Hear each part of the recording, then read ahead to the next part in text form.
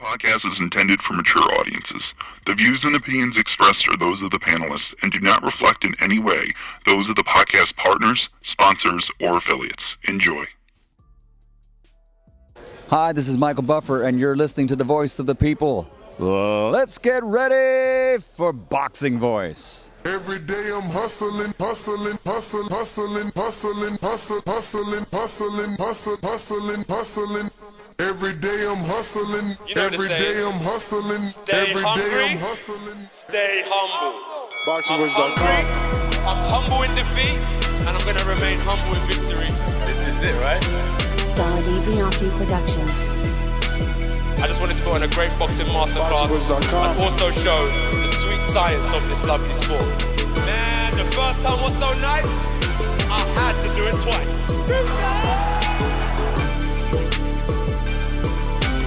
I'm prepared to the best of my capability, and I pray that I get the win.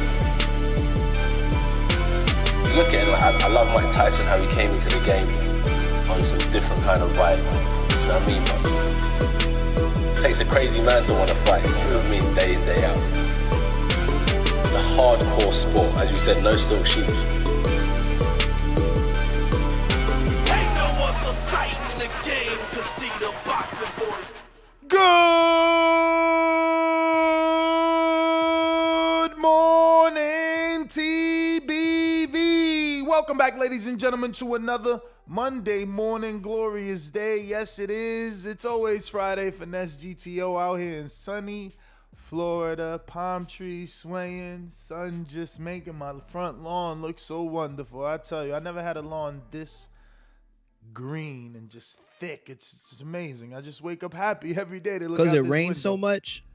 Actually, we haven't gotten rain, but we did just get some. So it absolutely made my lawn look fabulous. Like, it was looking crazy because this is like bohea grass, so it likes, it can survive in drought, but it was brown. Whoa. And bro, when that little rain came, my shit just turned it around, right? Unbelievable. It just went from like literally brown to like this plush, beautiful green. It just inspired me to cut it. I'm like, fuck it, let's break out the mower. You know what I'm saying? So I cut it. Now it looks even better. I look out this window and I can just lean back and see that nice even grass on the hilly front lawn. And I'm just like, yo, what a beautiful day in the neighborhood. And then I wake up to the news of Fury and Joshua. I don't know that I woke up to it because we did hear Mark Kriegel speak of it on the telecast. Shout out to Edgar Berlanga. This should have been the main event. That's all anyone is really talking about. But, during Edgar's main event telecast, not really main event, but it should have been, they mentioned and let me just use their words because people call me a hater, but I mean, if I'm just reading what they are telling us, they being Mark Kriegel of ESPN. And, Mark had said that he called it the proposed site fee to stage the Tyson Fury versus Anthony Joshua fight in Saudi Arabia exceeds $150 million, shattering the record for any site fee for a boxing event. And this is obviously, once again, according to Mark Kriegel of ESPN. I know you heard this news live. I did. I don't know. Do you think this was an announcement for you, or was this an announcement for the casual fan? And overall, what did you think of Kriegel saying that there could be a proposed site fee of $150 million?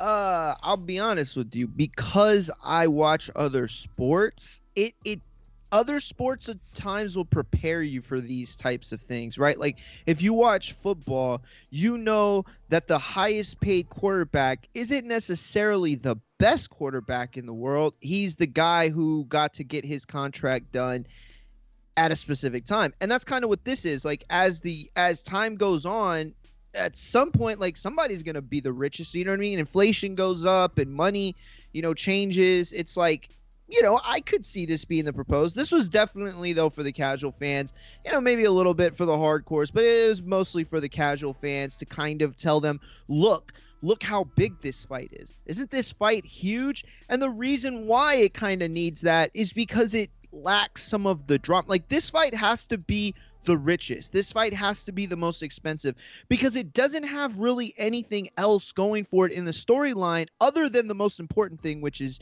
complete unification. Obviously, that's triumphs everything. But this isn't Lennox Lewis, Mike Tyson, where you feel some sort of beef. This isn't Wilder AJ, where it was like, you could just feel that you wanted this in your bones as a fight fan. This is something different. This is two of the best, and let's just call it the way it is. Two of the best heavyweights fighting to crown who is the best, right? And that's what this is. That's all it needs. It doesn't need any gimmicks for me. But of course, for the casual fan and for American audience to buy it, they're going to have to sell them on every angle. And this is one of the angles, is that it is the richest fight in boxing. So, that might move the needle for some American fight fans, I guess. Yeah, man. It's just for me, I just want this fight to happen, right? I think it's good for boxing. We've gotten so many undisputed matches this year or within the last 36 months. So many people have been able to become undisputed. It's helped the world of boxing as a whole. And, I think I'm getting tired. I mean, I can hear it in your voice. 12 months of this, the funny thing is that with other negotiations that go this long, usually people just separate and do their own thing and come back to this at another time. Like, yes. They're still trying to hammer this one out, and my hat goes off to them because of that. No, you're right.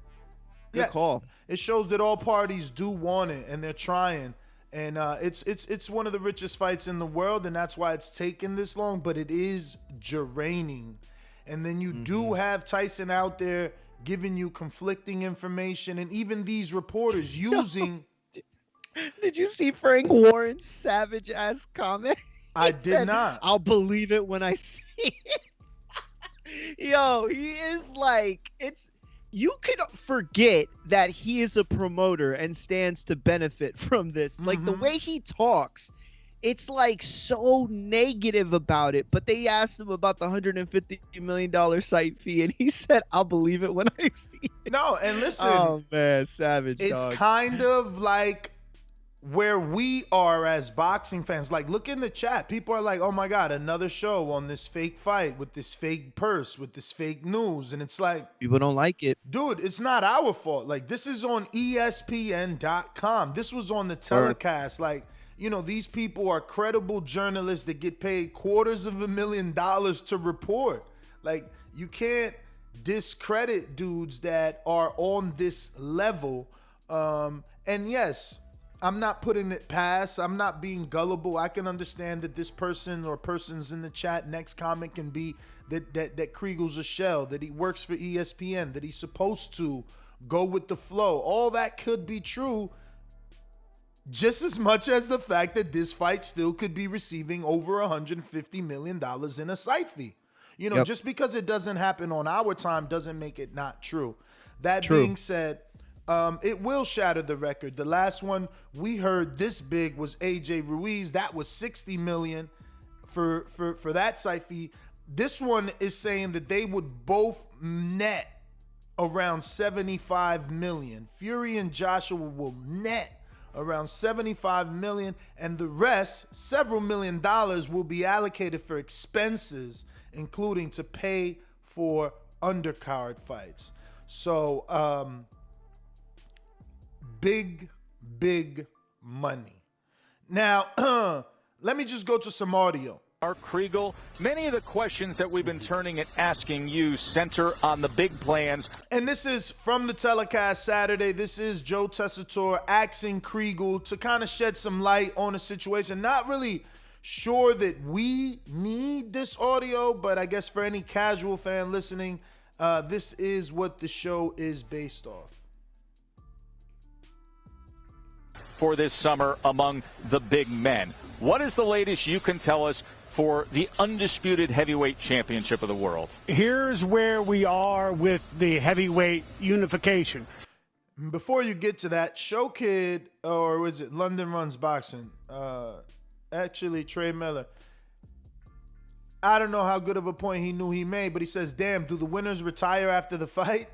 And that's a huge question. Like if Tyson Fury wins, I could definitely see Fury retire. Exactly, and that's why I was going to Tyson, because I don't think anyone is expecting AJ to retire if he wins, regardless of how much money he made. He just seems to never have spoken of retirement at a young age. Fury, on the other hand, he is that nana boo boo guy. Like I beat you. Here's my basketball. I'm leaving with it type of guy. I wonder, does he at least threaten? I beat AJ. I beat the American. Man, I'm gonna retire. These bums can't beat me. You know what I mean?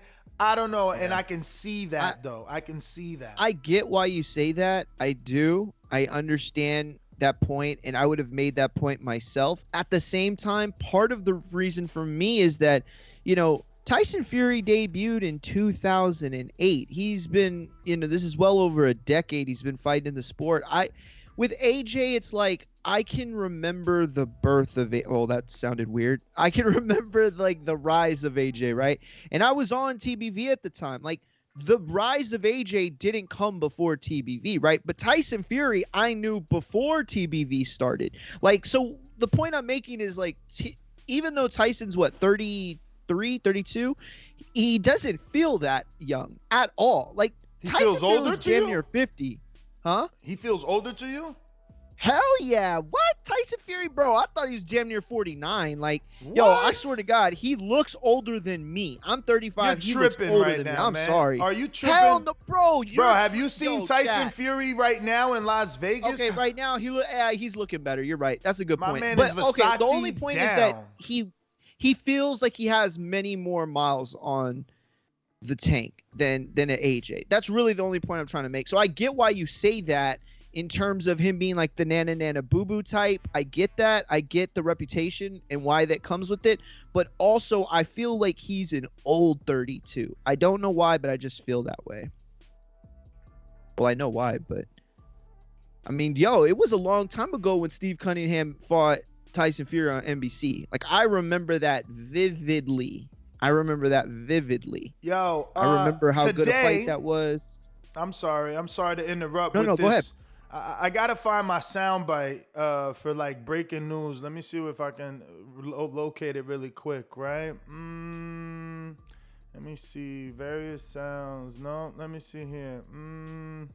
All right, whatever. Today in your latest Jake Paul news. Every day. See, this is what Mario's doing. I'm going to inspire Mario to talk about his little guys every day. Today in your Jake Paul news, the man we're speaking of, the $150 million site fee himself, Tyson, the Gypsy King Fury, with the alleged fired trainer, both sporting Hublot watches here in this Instagram post, and Versace'd out. Two things with this. Showing Mario, Fury does not look 50, and Mario does not look younger than Fury. Showing the audience that Fury is looking fabulous in Las Vegas. Sun doing wonders for him. And showing you guys that the one Gypsy King himself is promoting Jake Paul in his story. As we go to Tyson Fury's story and show you the evidence of one Jake Paul, here is Fury showing you that he's promoting Jake, simultaneously promoting his brother Tommy, but more importantly promoting Jake. Jake has become boxing. Jake is on Max Kellerman. I'm disrespectful. Jake's on Max Kellerman. You tell me another 3-0 fighter besides Lomachenko that's ever been on Max Kellerman's Max on Boxing. Yeah, but that ain't. Guess what else? Because Ben Askren. He had a YouTuber on. Ben Askren. No, he's a professional boxer who's 3-0. And Ben Askren, right? he was on Ariel Helwani, also on ESPN.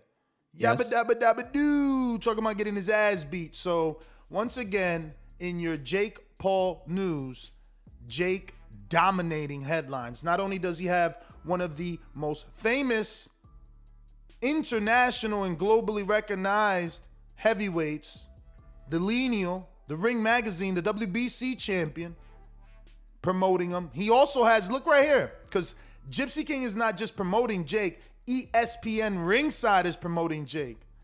And then I told you he was on Max Kellerman. And then I told you his opponent who died and came back to life, resurrected like Jesus Christ, was on Ariel Helwani. So just saying, man, Jake out here dominating the news, bruv. He's killing it. Why? Well, Why is he destroying the headlines like this? I don't know. But he's dominating. And we got a super chat from your opponent who says he will be dominating you come June 12th in Watertown, Wisconsin, when he takes on Mario Munguia, who is 0-1. Wow. Our good friend Show Kid from New York City, now relocated to the mountains of Connecticut where he's holding his training camp, is 1-0, where he knocked down his last opponent 7 feet across the ring. Unfortunately, he was not awarded that true knockdown. But anyway, and enough we'll of the make small sure talk. that, the referees clear all the banana pills out of the ring for this fight. Make sure that, Enough of the no small banana talk. pills. Enough of the small talk about your future champion Show Kid from Connecticut, hailing from New York. But he did say, good morning, TBV. Ness booked 3 border wars since this fight was proposed. Boxing fans believe anything. Shaking my damn head. I don't know how factual that information is. When did we first start hearing about Tyson Fury and AJ? And have we had 3 border wars since? Damn, shots fired. Yo, and definitely since we're giving, some news, I do want to let people know this right now before they find it out on their own and mix up the story. What's It going on? is true. Kazuto Ioka, who recently made his debut on the Ring Magazine top 10 pound for pound list, which we debated on this show, has been or is suspected of, we still don't have all the details, steroids, of testing positive for marijuana, which in Japan is punishable by very, death. very big and very, very punishable. And this could cost him like a lot of time out of the ring. Are they like Thailand? Will they arrest them and shit? I don't think they'll arrest him. I don't think that's the case, but they will take his license. He felt this is like a WADA suspension thing. Like he tested positive on WADA because Who is this guy? Ioka. Remember the guy who was in the top 10 pound for pound? You were like, I never heard of him. Why is he there? We had a whole show on it, basically. Kazuto Ioka. What division? Because it's damn. He's on the pound for pound list. Who's pound for pound? Rings? Yeah. He was in the Ring Magazine pound for pound. You don't remember? We just had the conversation. No, I remember the conversation, super but flyweight. I remember the conversation, but I'm just trying to. Yeah, I want to see he the beat face. Tanaka, and you were like, "Who's Tanaka?" But it was like that 15. It was the guy who fought the champion below him, and it was the 2 divisions, and he beat the guy below him. So remember? He's no longer on the list because I don't see him. Yeah, he's there. You have to click on it. I mean, you said pound for pound list. Pound for pound list. What yeah. number you got him? Ring. Because I don't got him here. That's crazy. Unless this is an old list. Oh yeah, maybe you're saying I got to click on the actual list. Yeah, you have to click on the actual list. Because they got another list here that says. Yeah, that's the one I saw that last time, and you were like, "Nah, that's not it." Okay, I see him. He's number 10. Yeah, he's number 10. Yeah, Kazuto Ioka. He So yeah, I mean, man. for the casual listeners, this guy, it could be a masking agent. I have to say it. I know Mario won't, but Julio Cesar Chavez Jr. was tested positive for marijuana a bunch of years ago. I forget who he was supposed to be fighting, and he was fined, I believe, by the Commission of Nevada, maybe like $1 million. Then it later, he kind of contested it, and they dropped it, I think, to something like 75,000, which is ridiculous when you start off at $1 million. But yeah, marijuana is a known masking agent amongst, like the bodybuilding community and just sports in general, right? Like, you know, when you pop as an athlete for marijuana, you are at least suspected of being under something else and using the marijuana to cover that particular enhancement drug up. Not saying that that's what Kazuto Ioka is doing, but I do have to at least say that it has been, it is alleged that marijuana can be used as a masking agent. That being said, many of us in the community use marijuana and watch boxing, and I know quite a few people that box and smoke. So, So do I. Ioka, the best thing he can do is just come on over to the good old USA, man. Get a working visa and smoke your weed over here. You know what I mean? No, and just so people understand the full story, Ioka has been persecuted. In his last fight, they actually tried to suspend him for longer before this because he had a tattoo on his left shoulder and he fought with a tattoo. Yeah, there's an old Japan rule that goes back to the Yakuza, because the stigma there is if you have a tattoo, you're part of organized crime, because the Yakuza supposedly use tattoos to kind of, clarify who's at what organization, or like capos and bosses and shit like that, right? And I'm just saying that's what I've read. I don't know if that's true or not, but tattoos there stigmatize organized crime. So there was like this huge thing about, should he be allowed to fight, should he have to cover it up? Like, it was just this big thing in Japan. So the JBC, the Japan Boxing Commission, was already targeting him. They were already upset with him. They already were looking for a reason to, and so him getting popped for something like this, like masking agents, I get that, and you're right, but let's just assume for a second that this is just an out-of-date rule, which is exactly what I think it is. This is just bullshit. This is bullshit that you're going to derail a guy's career. I mean, it's crazy. It's crazy for a substance that's a medicine for like what, 80% of the world. Like, it's crazy. This is just crazy. I can't believe that it's 2021 and we're still taking years away from people's career for testing positive for cannabis. They did this shit to Nick Diaz, and plenty of other fighters over the years. Chavez is one of them you had mentioned, and it's just bullshit. It's just such bullshit. But definitely wanted to catch all up on that. There was some news that broke yesterday that I saw, and shout out to the producer who had put it in there and reminded me to talk about it.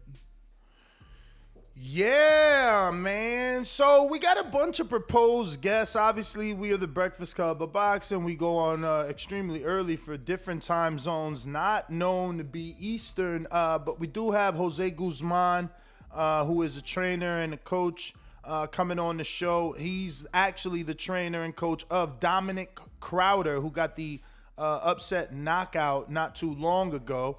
And he's also pedigree, right? His father is a world-renowned trainer, Lu Bing. So we'll have him on the show. And if everything goes well, we should also have Damon Nicholson on the show. So we can talk a little bit more about Edgar Berlanga and exposing the power Edgar Berlanga and things like that. But let me send Damon a little message as we're getting closer to the time. Was he first? Are you sure? Well, I kind of told them all 9:30. Oh, okay.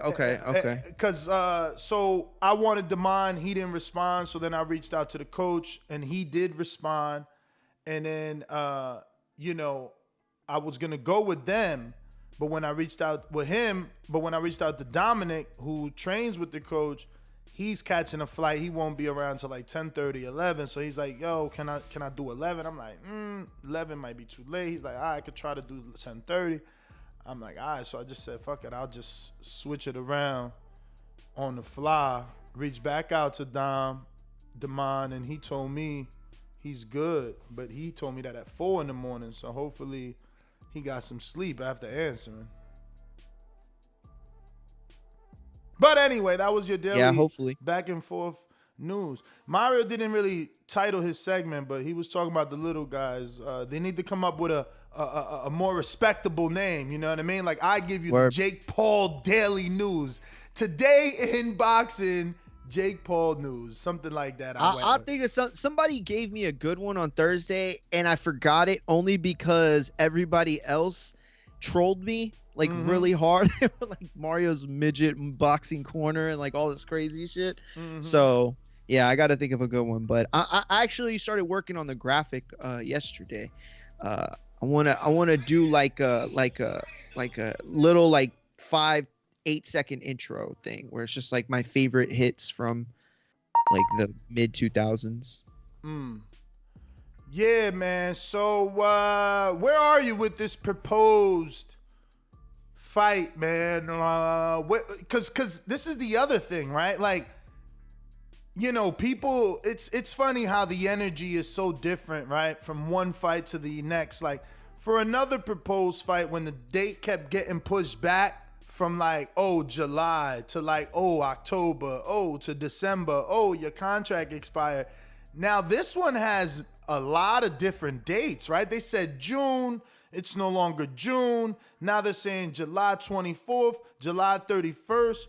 And now for the first time, Bob Arum and Mark Kriegel are saying August. So one extra month being added. So for the detractors, they're looking at it like, yo, this is a fake fight. This is a fake fight. I don't believe it's fake. I just believe I don't big think fights, it's fake either, big but fights I are hard get to why. do. Go ahead. I'm sorry. No, I was just saying I don't think it's fake. I think big fights are just hard to put together. To finalize. Yeah, I agree. I it's weird because it's like, well, I want this fight to happen, obviously. Like, I want this fight to happen, but more than anything, like, at this point, I kind of just want any fight to happen. Like, if this fight's going to take this long, like, I wouldn't be opposed to Fury getting, like, you know, a softer touch in real quick. Like, I don't know. I just think it's been way too long since we've seen Tyson Fury. And I can't say that it didn't really dawn on me until like maybe last week or a couple weeks ago. Somebody in the chat said it, and it kind of hit me. It's like, yeah, if they have the fight on such and such date, it'll be X amount of months that Tyson Fury's been on the ring. And it was like, oh shit, wait a minute. But AJ, that's not the case for him. You know what I'm saying? So I don't know. I don't think it's fake because of that, but at the same time, it is kind of uncharted territory. Like, COVID's put us in a really unique place where, you know, people that have seen everything in boxing are starting to see certain things for the first time. And so, yeah, I don't know. And for some reason, like, this fight sparked the whole like boxing needs a UFC debate on Twitter. And a lot of people were like, you know, into it. A lot of people were talking about this conversation.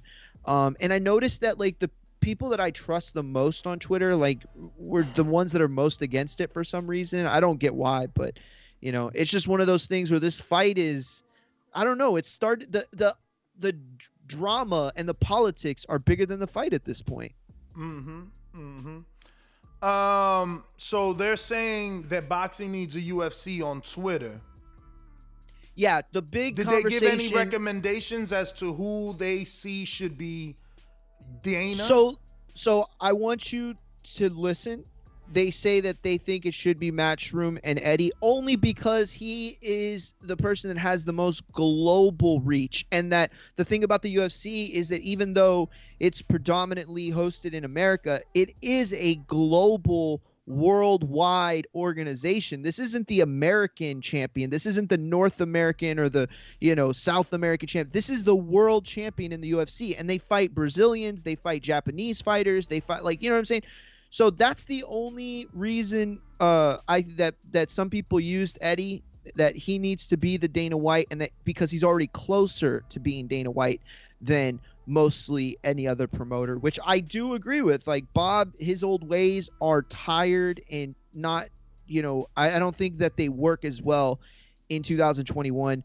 Oscar clearly has certain issues that can't make him viable at this point. Plus, Golden Boy's never been as successful since Richard Schaefer left. I have to believe that he was the brains behind that operation along with Al Heyman. Al, while I think that he has the ability to do anything, doesn't have a foot in that promotional door like Eddie Hearn. Al is very much behind the scenes, very much, would rather be the guy that makes you all the money as opposed to the guy who's, out here to raise boxing's profile. He's out there to represent his clients. He's not out there for what's best of boxing. And I don't think Eddie is that's his main goal either. But at the end of the day, he is the one who is closest to the global stage.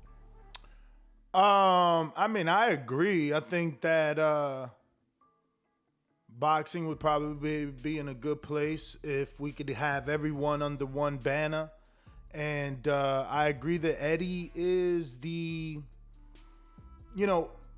it's no knock on Al Heyman. He's just not out here to give a full assessment of himself from us, right? Not that he cares our opinion of him, but Eddie is showing us that he can be that promoter to take us to the next level if he had a UFC. Not only because of what he's done, but I believe in the platform. I believe that Dazn can get it done if they continue to do it. I would really like to see them start to acquire other promotional companies. Yes, they need to start with a Lou DiBella. Lou is still out here doing business with everyone when Eddie, who uses a lot of Lou fighters, he should just strike a deal with Lou. Take Definitely. that piece. I don't understand how they play chess. You know what I mean? You got to take pieces off the board. You got to get rid of some of these little guys, make it more difficult for the other people to move and do business, because you need B-sides. Definitely. And Lou doesn't have only B-sides. Lou has quite a few heavyweights that need that television exposure. Look, his heavyweight was about to fight on CBS, Ring City TV. What the fuck is Eddie doing? You want Amanda Serrano. You use Cindy Serrano. There's so many fighters that he's used. There was a time where Lou promoted Tevin. There was a time where Lou promoted Regis, and Eddie used them. But again, look, who am I? Obviously, Eddie knows what he's doing, and maybe he didn't need to acquire Lou to get him out the game. But I still see Lou doing business. I get emails of Lou signing new dudes. These are all dudes that could only be seen on DAZN if DAZN and Lou struck a deal.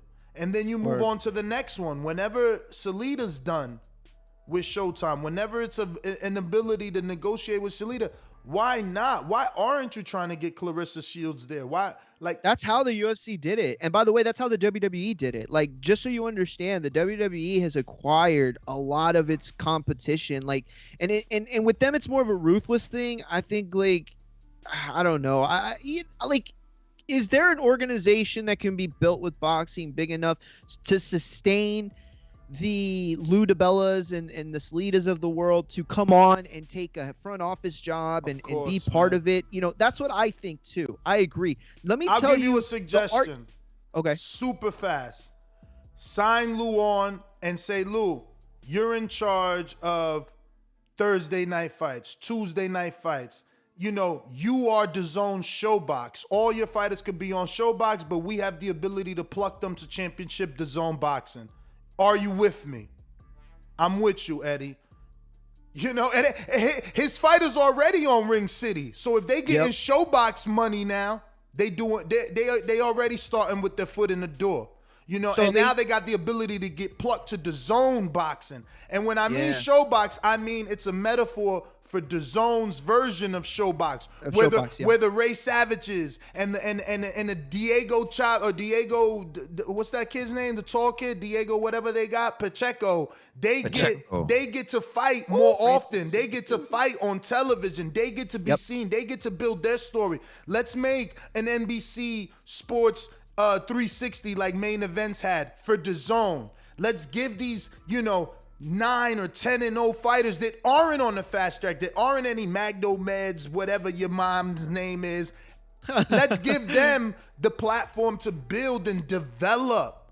So can I tell you, believe it or not, Dougie Fisher's assistant editor made that point. The same one you just did. I mean, not as detailed because it was on Twitter. So let me tell you what a lot of the J-Rose of the world. No, I'm sorry. I shouldn't have said J-Rose. It wasn't J-Rose. Let me tell you a lot of the old school Twitter guys what they were saying. They were saying that that's a fantasy. And if we as fans waste time on that it's worse for the sport, because the reason why it worked for UFC, and this again, according to them, because I'm on your side, the reason why it worked for UFC is because there was no such thing as MMA, or at least it wasn't an entity. Then the UFC came along. So if you wanted to be an MMA fighter, right, you're an Olympic wrestler who wanted to make more money, or you're a kickboxer who wanted to become like a genuine pay-per-view attraction, you had to go to UFC because there was no other route. But boxing is older than any proposed boxing venture, like a DAZN, like an Eddie, Matchroom, or PBC. Like they can't do it because boxing exists already. So there's no reason for fighters to go specifically to a promotion that's trying to house everybody, because it's not the only place they can make money. So these entities are going to break off. And at some point, somebody's going to think that they're worth more and take their ball and go somewhere else. So, I get it. I get that argument. I just think that at the end of the day, if somebody has the right intentions, they can go about this in exactly the way you said it. You control the showbox version of this. Like, you control the boxing after dark version of this. You control the championship boxing. We will all collectively help when it comes to pay-per-view attractions, because those are obviously the biggest show. Francis, the praying mantis. Yo, what's going on, everybody out there, man?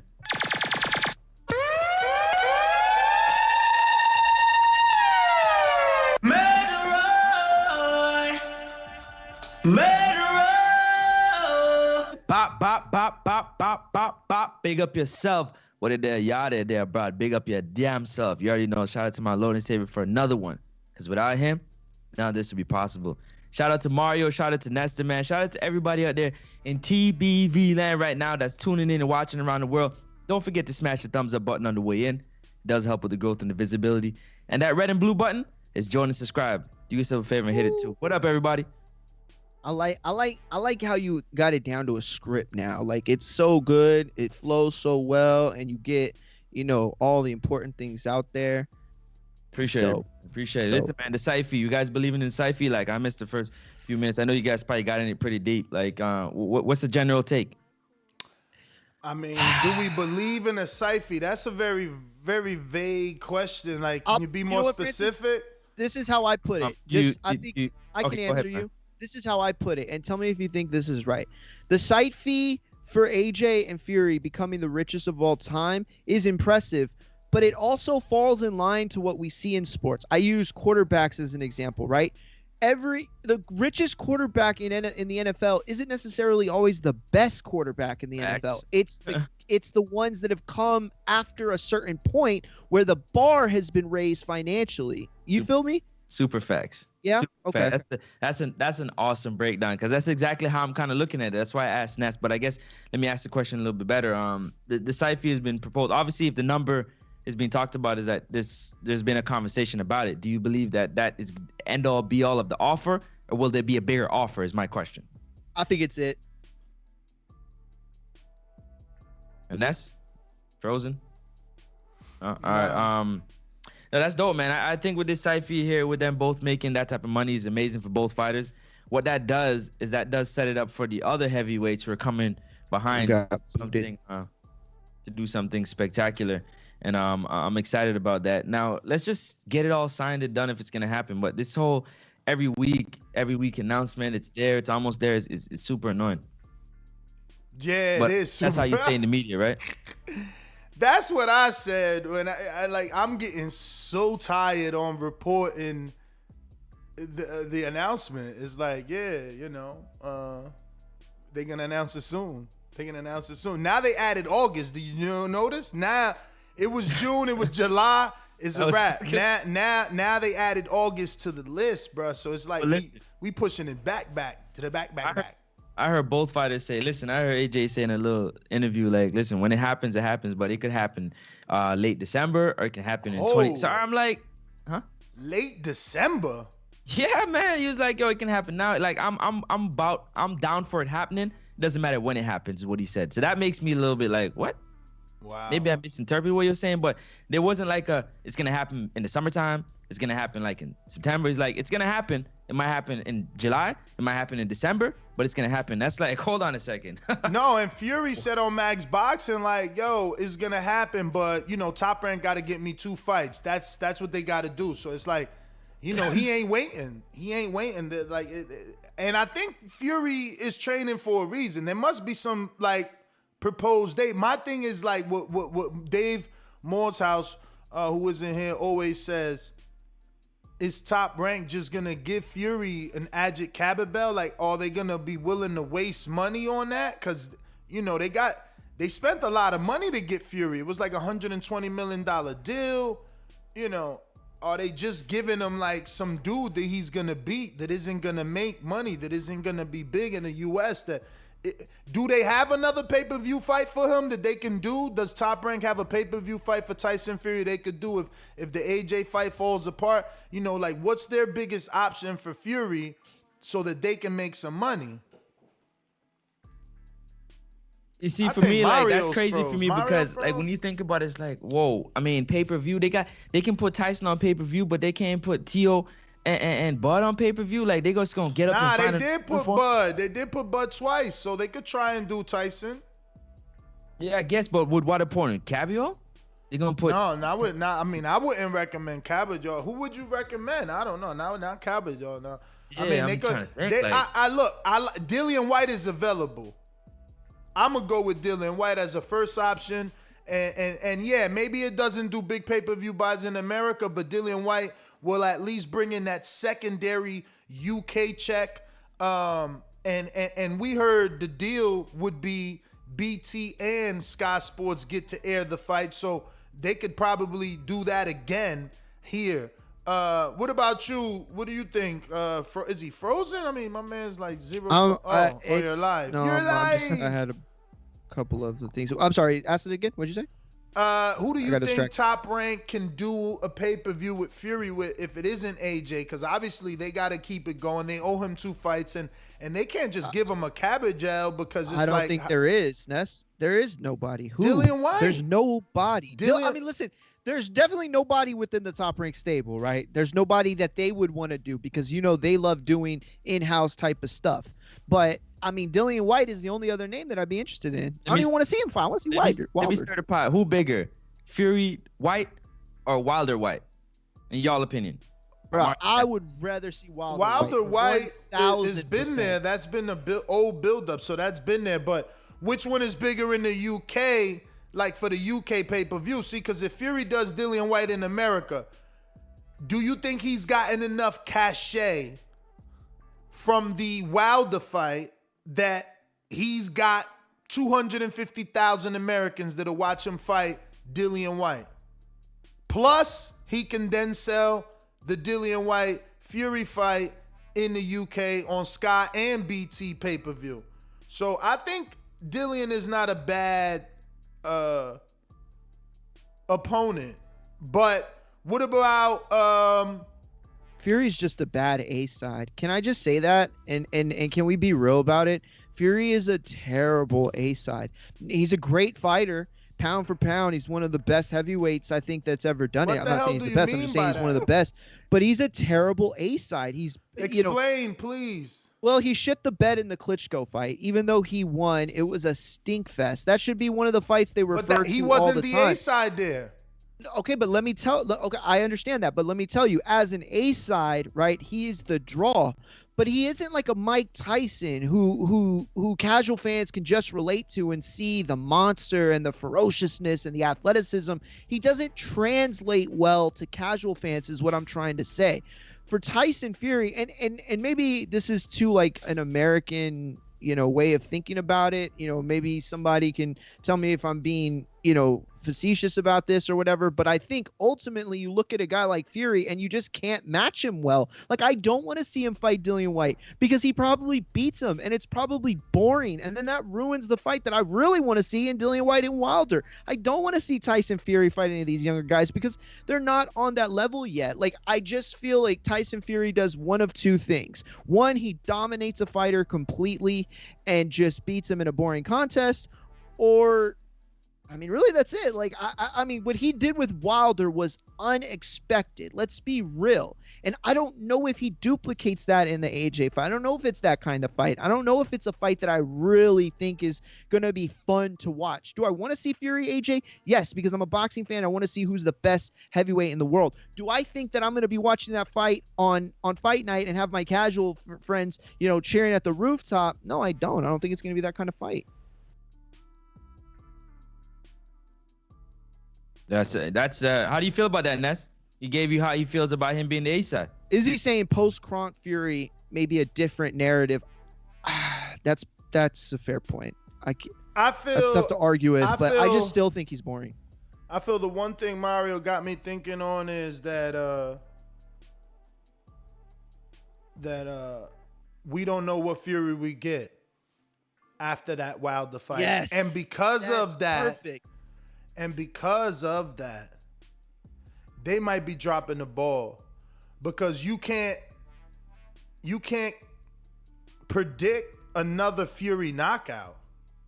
You can't predict that. So what's better, for Fury to be coming off a knockout going into a big fight, or for Fury to be coming off a decision win going into a big fight? Like, the momentum is, he just beat Wilder, now he's going for AJ.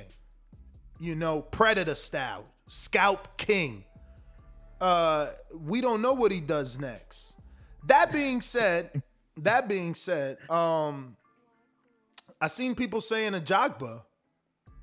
I know Ajagba's not ready. I know. Well, you did say that Top Rank likes in-house, and I know that Ajagba's not ready, but it is the heavyweight division. I mean, I think he's only like 26, 28. If he loses to Tyson Fury, Top Rank is they'll tell him, like, hey, here's a title shot, and guess what? If you lose, so what? We're going to rebuild you because you're so young. Fury's on the way out. You know what I mean? Fury's 32. Yes. You know what I mean? Now, look, he's got a very experienced coach. Kei Kimura has, a plethora of fighters. Keyshawn. I mean, the list goes on and on. Shakur Stevens, Jared Anderson, Troy Isley. I mean, it's too many fighters that he has. So Jared Hearn, right? Mm-hmm. So will K, with his experience and that sense of fatherhood or ship that he shares with his fighters, would he allow Ajagba, after just one fight with Ajagba, to go for the biggest fight of his career? And essentially, it's a cash out. No one will be picking Ajagba to win. But he does have a puncher's chance, and he would be having a second training camp. Is that and now Mario, who's American, drops off. Is that an American-worthy pay-per-view? Like, can they somehow go from Wilder, beating Wilder by knockout, to this, another dangerous puncher, Nigerian? He's being compared to Wilder. He's undefeated. You know what I'm saying? And can they do that? Maybe 250,000 buys, you think? Does Fury, coming off the Wilder pay-per-view, does he have enough American eyeballs and interest on him to do his own pay-per-view with someone? Normally, I would say no.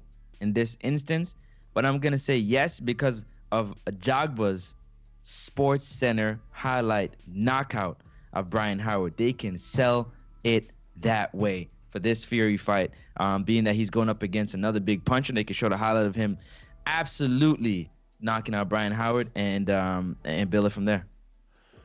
Yeah, I mean, listen, I can't disagree with you. I just said that they need to capitalize off Fury getting his knockout before he ends up with a decision win. So, yeah, you know, I can see that. I can see Ajagba, but they can try. I can see Ajagba. The issue is Ajagba. He's not Fury is gonna have to carry the fight. Exactly. Is this gonna be another? And by carry, I mean the promotion. So is this gonna be another like Fury versus Tom Schwartz, bro? Who I think might have some criminal charges on him right now. I read some weird shit about Tom Schwartz right now. But Tom Schwartz, he had to carry that, and like, you know, only thing which is crazy. The only thing I remember from that press conference and that build-up is like the photo shoot, him kissing Tom Schwartz on the cheek, Tom Schwartz like jumping in his arms, like they were just had a gay marriage. It's nothing wrong with that, but that's what it looked like. Like Tom Schwartz was like being you know how when you marry your wife, you walk through the, you know what I mean, the thing, like that's what they did in that press conference, and I'm just like, what in the hell was that? He's back. The only thing I remember is that little photo Stupid Skype. that little impromptu photo shoot they had on the stage. That was weird. Both these fighters fighting each other. They're over there posing. Yeah, what is going on? Fury loves to vogue and like, bro, he's crazy. He be in his hotel room acting like he in a club. He throws all the jewelry on in his hotel room. Like, what's up with my man? He's freaking living crazy. life, man. Yeah, but Mark, you had dropped off at the minute when Ness was responding to what you had said. Well, I was asking like what Ajagba Fury pay-per-view. You know what I mean? No, I here's the thing. I would be kind of insulted. What? At that pay-per-view. You're gonna insult, like, if you want to make that on ESPN, you know, you want to put that on and dress it up, that's cool. I'm good with that. But you're gonna try to fool my intellect. You're gonna try to fool the boxing. But wait. Don't go too far, bro. Family? Don't go too far. No, come on. Hold on. Yo. So let me ask you a question. I'm gonna ask you a question after this too. Is Areola and Ruiz fooling the boxing public, the boxing fans? No, because Ruiz is coming off of a loss. Exactly. And he Fury's has to prove not. himself, and Fury's not. Exactly. And Ajabe has trended downward. No, he's I'm not. saying that He's on Sports Center. He just knocked out Brian Harwood and got a highlight reel. Now, that's what I'm saying. You willing to buy a dude off retirement and a loss on pay-per-view, and you're not shitting on that, but you shitting on the lineal champ? You shitting on the lineal champ facing an up-and-coming bomber? He's a bomber. He's compared to Wilder with power. I'm willing to invite my Hispanic family over and cook fajitas and cook chicken fajitas, bro. And celebrate. Bias. You can come and celebrate Cinco de Mayo a week early with a pay-per-view card that isn't as terrible as a lot of people say. And I'm willing to spend my money, and I'm not saying that everybody else should, or this is a fight that boxing fans have to see. Okay? Bro, so that's what that is. That's a party that's designated or designed to attract a Hispanic audience. You tripping hard, Tyson Mario. Fury, Stop. Let the shovel go. Fury, Ajabe. Listen, if there's a dude who's in the UK living in the United States and says, "Oh, I can't wait to buy that fight," bro, do you? But don't try to fool me as a boxing fan to suggest that that's a pay-per-view fight, because Nestor Gibbs isn't picking Ajabe, Mario Munguia is not, Francis isn't, and nobody's picking him.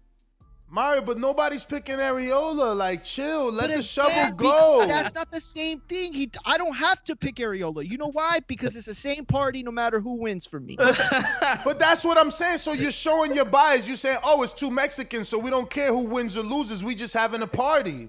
100%.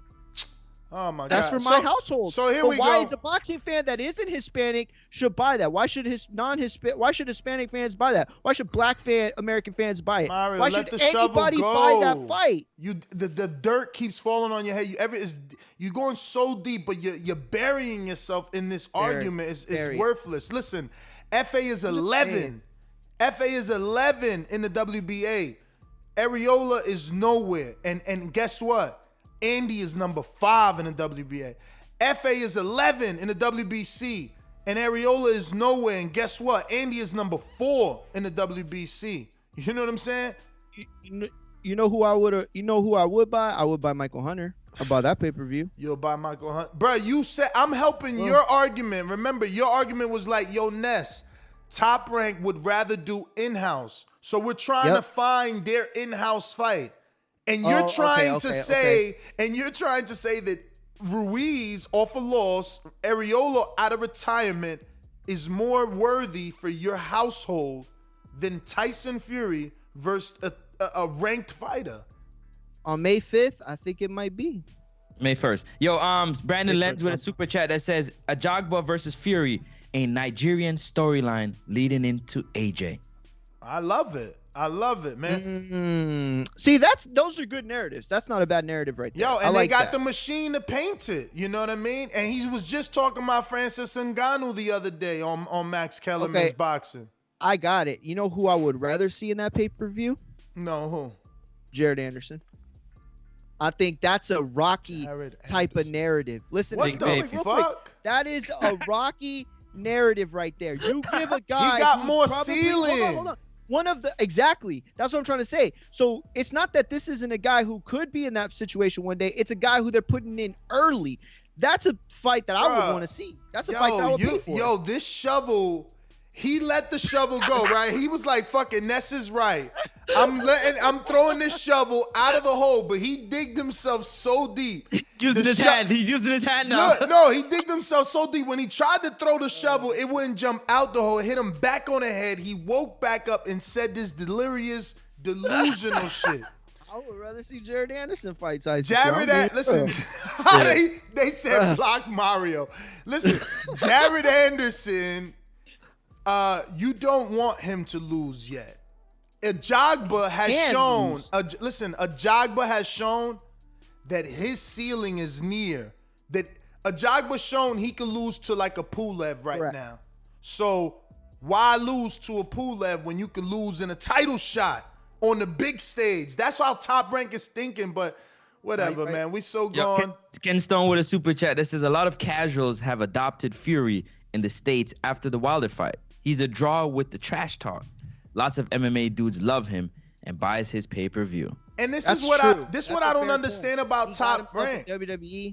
Go ahead. I'm sorry. I was just saying this is what I don't understand about Top Rank. Like, why have they not taken any sort of chances? Like, PBC obviously has put everything on pay-per-view.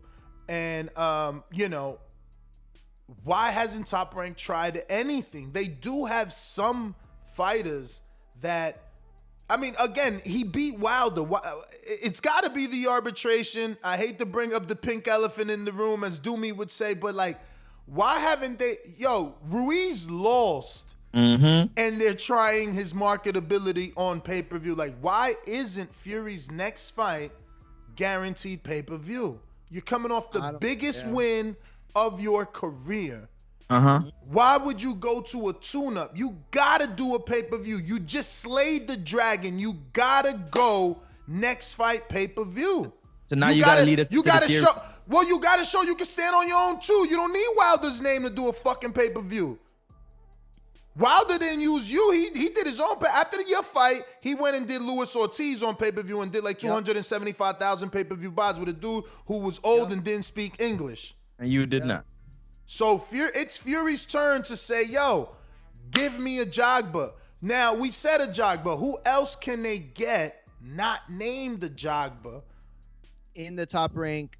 To keep it in-house, right? In Top Rank, and I guess to be top 15, right? I mean, I guess it don't gotta be Top Rank, because I mean they can pay for someone's services, but obviously a Top Rank fight would make more sense for them. What about Luis Ortiz? Hold on. Does it have to be a top 15 guy? Is what I'm asking. I mean, I think it does because of the belt. I think it does because of the belt, because he's got that WBC. Unless he's gonna ask for a non-title voluntary defense. I can't imagine what name would be out of the top 15 that could do it, though. To be honest, like, I mean, I'm not looking at it right now, but I'm just saying, like, I don't know who out of the top 15 would do it for me. All right, Israel Weber with a super chat that says, "Where did Kawanaki and Hellenius disappear to?" Question mark. No. So go ahead. You got it. You got it. So that was actually about to be announced. They had the date and everything ready back in January. They had announced that they were getting ready to finalize it or whatever. And I'm assuming like COVID derailed everything, but it is set for a summer rematch. Still no official date, but they are set for a summer rematch. So again, people seem to get it confused, because of the price of pay-per-view, you don't have to do that much. Wilder's $275 equates to $22 million. Even when you take half of that for the provider, that leaves you with 11. He fought Luis Ortiz, you know what I'm saying? And their sponsorship, you just, if it was a bad move, his next fight wouldn't have been on pay-per-view. Brazil was on pay-per-view too? No, Brazil was Showtime. Showtime, okay. They paid big bucks for that. It's the same thing like Gervonta Davis, right? Like people wanted to say 220 wasn't good. We'll do the math. And then remember that he's a lightweight and remember who he fought. And then think about that money being split to those two pay-per-view fighters, right? And if it was a fail, why is his next fight with a lesser known Mexican also on pay-per-view? That's because that math, those economics make sense to those people. It's obviously in the green for them. Think about it. Mario Munguia, who is more popular to boxing fans? Mario Barrios or Leo Santa Cruz? Leo Santa Cruz. So if Leo is more popular and that pay-per-view is done and it only did 220 and the world wants to say the narrative is it was a failure, why would I be doing another pay-per-view with a dude lesser known than Leo, lesser accomplished than Leo, and no disrespect, but not full champion like Leo has been? Didn't defy the odds like Leo did. Didn't go back and avenge a loss to Carl Frampton. Didn't beat Abner Mars 2 times. You know what I'm saying? Like, well, you wouldn't. If it was a failure, you wouldn't do those things. Exactly. You wouldn't do it. You would only do it if it was a success. So these dudes don't understand numbers. A lot of them are from another country, and that's why they just say what they say, because they don't understand the American boxing economics. But not every pay-per-view has to do $1 million. We got to understand, before Pacquiao and Mayweather, who was doing a consistent $1 million? Like, what was Oscar's numbers? Was he a $1 million pay-per-view seller? Not like that. Not like that. You know what I'm saying? Like, I don't know where they getting this from. I said it before on this airways. Mayweather ruined boxing pay-per-view to a degree. And I don't mean that the way it sounds. What I mean is that, like, he made a bunch of casual fans believe that 1 million pay-per-view buys is the standard bear. Like, it is not. That is an impressive, ridiculous number that to hit every time. Hell yeah. Exactly. I mean, you're talking about Pacquiao didn't even hit $1 million every time. That was Mayweather's that was Mayweather's favorite attack on him, is like, yo, he didn't do $1 million. I did $1 million. I did this. I did that. I hold the record for pay-per-view. So Floyd, he made it so much harder. And listen, that's his credit. Like, everybody wants a career like Floyd. The problem is that people don't understand how unrealistic that career really is, how difficult that career to achieve really is. They always say there's only one Floyd Mayweather, and that's true. That's man, true it's in just almost every way. Bro, it's just that no one has the balls to do what he did. No one got the balls, right, to hunt down. Think about what he did, all right? You got to be Mayweather. So if you're Charlo, you got to publicly say you're willing to take 30%. You got to publicly shame Mayweather. You can't take the high road that Charlo's taking and just chill and say in social media, like, I ain't never ducked Canelo. Everybody know I want that. No. What did Mayweather do? Mayweather was a fucking beast coming after De La Hoya.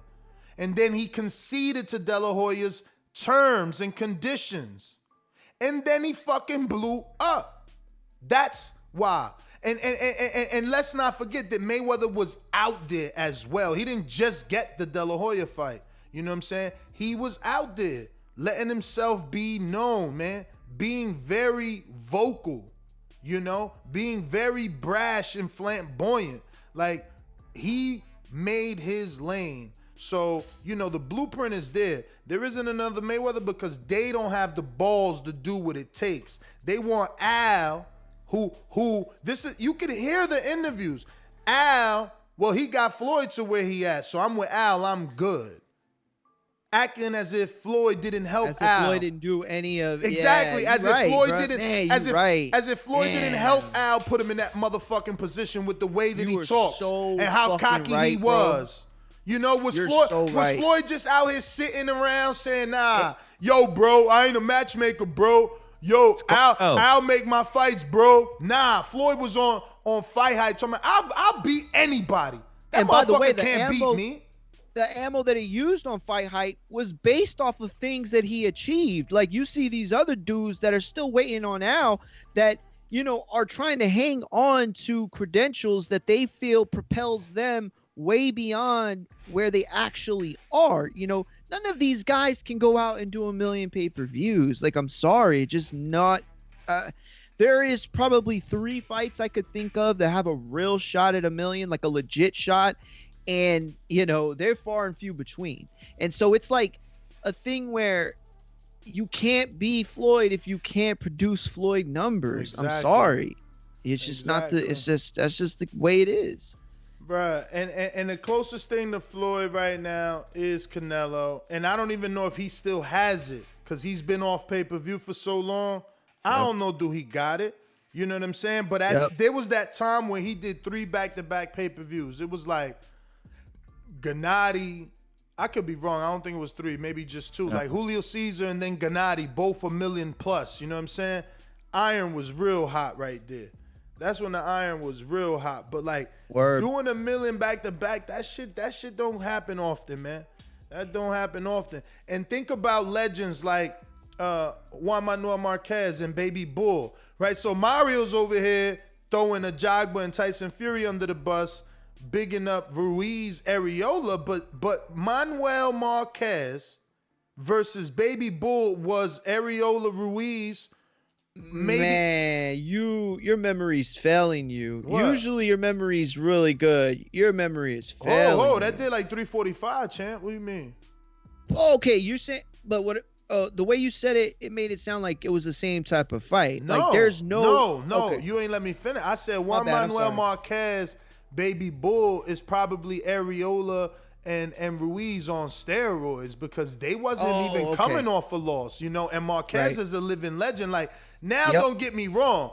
When Ruiz retires, he will be a legend. And truth be told, I need to start calling him a living legend now. A legend, huh?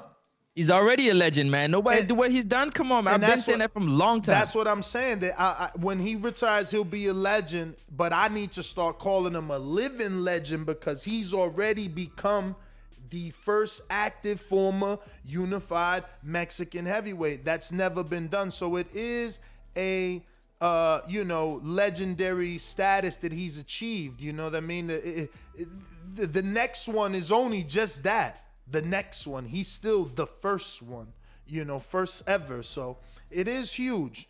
It is very, very huge. Yeah, definitely. I was the one that, a lot of people got mad at me when I said that. Look at the Julio Chavez's career and his greatness in Mexico, and look at what Andy has done, being the first Mexican heavyweight. Like, people must have been thinking for years, when are we going to see a first Mexican heavyweight? We had a champion at every division except for the heavyweight division. He did the unthinkable. Mind you, he was the heavy underdog. Let's not cap like we all thought Andy was going to do. He did something that nobody apart from his team believed he was going to do, man. That's what you call making history. Yeah. In a big way. Now, so real quick, I just wanted to mention this. So Izzy put in the chat something about De La Hoya, Mosley probably doing numbers. I just want people to understand how like the numbers of 1 million pay-per-view buys. It's only with like household names. That's it. You know, De La Hoya Trinidad did 1.4. Okay.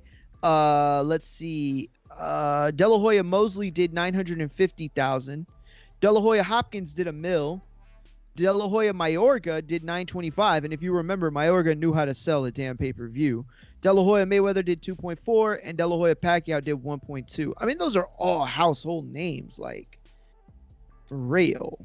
Mm-hmm. Even De La Hoya Chavez only did $500,000. $500,000.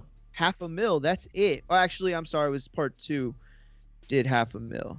But De La Hoya Whitaker did 720,000 pay-per-view buys. So don't tell me that good fights don't sell. That billing was pound for pound. You know how they always have like a title and shit for him? Yeah. It was Whitaker versus De La Hoya, pound for pound. I remember that commercial. That's what's up, man.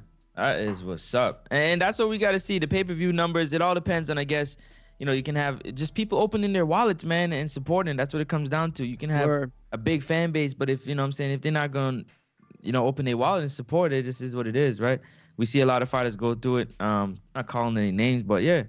But then it's, again, if you know the pay-per-view formula, and you can kind of figure out what is a break-even number, what's a good number. It's hard to, you know what I'm saying, lock in on that because the number changes from $74.99 to $64.99, $44.99, like $84.99. Hell yeah. So it's hard to keep track of, like, you know what I'm saying? And then the gate. Man, right? y'all tripping. Everybody's gate is Y'all different. tripping. The numbers don't change, man. You know that Floyd's gate is different than Canelo's gate in terms of the ticket prices, so the numbers always jump, right? Right. Well, you said the number don't change? Rarely, man. Yo, Ruiz, the first time we see $50 in mad long, man. Like Mike Tyson's pay-per-view, that shit don't even count. That was also the first of something. That was the first of Triller coming into the game. We don't even know how much is T.O.'s pay-per-view yet. Like, it's always $80, man. Like, whoever out there using standard definition, maybe paying $10 less. I don't even know how you bought a television that is only standard definition. Like, honestly, I'm not making a joke. I've just never seen one. I've never seen a standard definition only, unless you're talking about some, you know, a tube TV from like back in the 80s or some shit, like, or a projector television. I still think projectors were high definition. So, you know, standard definition, that's just like some fake shit that they give us as a marketing tool. Like, no, it's $69.95 if you got standard def. Like, who the fuck uses standard? Even if you buy it on your cell phone, you got 1080p and 24,000 pixels. Like, I don't know what standard def price is. Like, there's only $80. You add the penny. We've all went to school. You don't round down after 5. You round up after 5. It's $80 in America. You know, someone wake me up when it's 70 or whatever other number. Y'all be this. Where? No. And here it is. Izzy says it's not true. You've seen mine. It's old, bro. Sony's last a while. It must be a tube. Send us a picture. Honestly, I want to know what it looks like, because I don't know what it looks like. I don't know what a standard definition television looks like. Like, who's really buying standard definition pay-per-views? Obviously, Izzy says he's buying it. You know, I know people that buy standard definition. And Aaliyah has a song called "One in a Million" as well. People that buy standard definition, it's like older, like some of my older family will do it only because, like, in their mind, they don't think they see a difference. Fridge, man, what you talking about? Like, that's how you tripping. There are a lot of people that just don't think they see the difference. So let me ask you a question. Maybe I'm just technology, you know, proficient. Yeah. So if I have a high def, I can still buy standard def and watch it on my high def. Yeah, but you're like completely losing every reason for having that TV in the first place. Facts. All right. Like, I don't buy standard def anymore, but, you know, I would say, like, what's the price? Is it really $10 cheaper or is it $5 cheaper? Man, it's like $10 cheaper at least. Sometimes maybe a little more, maybe 15. Izzy, what was your last pay-per-view you bought And what was the price? Let me get the name of the pay-per-view just so I could compare it to my price, because I don't know. But let's get out to these callers, man. We're talking once again. You know, there was all these audios I wanted to play, and you know, we went so many different places. But let's hear some Tyson Fury here. Than me going into MMA. It's a different world. You could have a... And this is obviously him finishing up his conversation with Max on having a fight with Ngannou. I'm trying to wait for the actual boxing talk. Massive fight against AJ. A massive promotional event against Ngannou. But there's another name before I let you go, Tyson, that's out there. And there are a bunch of young guns always coming. And obviously, you know, given the proper pauses not to be flagged, but Max is about to prepare him. It's funny how he prepared that question, though, right? Let me rewind it so that you can be really understanding what he's about to say here. Massive fight against AJ. A massive promotional event against Ngannou. But there's another name before I let you go, Tyson, that's out there. And there are a bunch of young guns always coming up.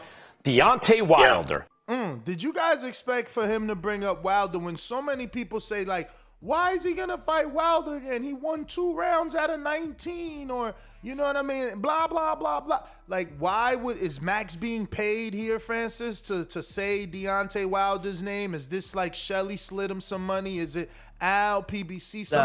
Somebody paying Max to keep Wilder's name relevant? Is because that's what we're going to hear in our chat in the next few seconds. You know, they type fast. So why, if Fury is done with Wilder and he won arbitration and like he's already said I'm never fighting, why are they still bringing up this guy to him?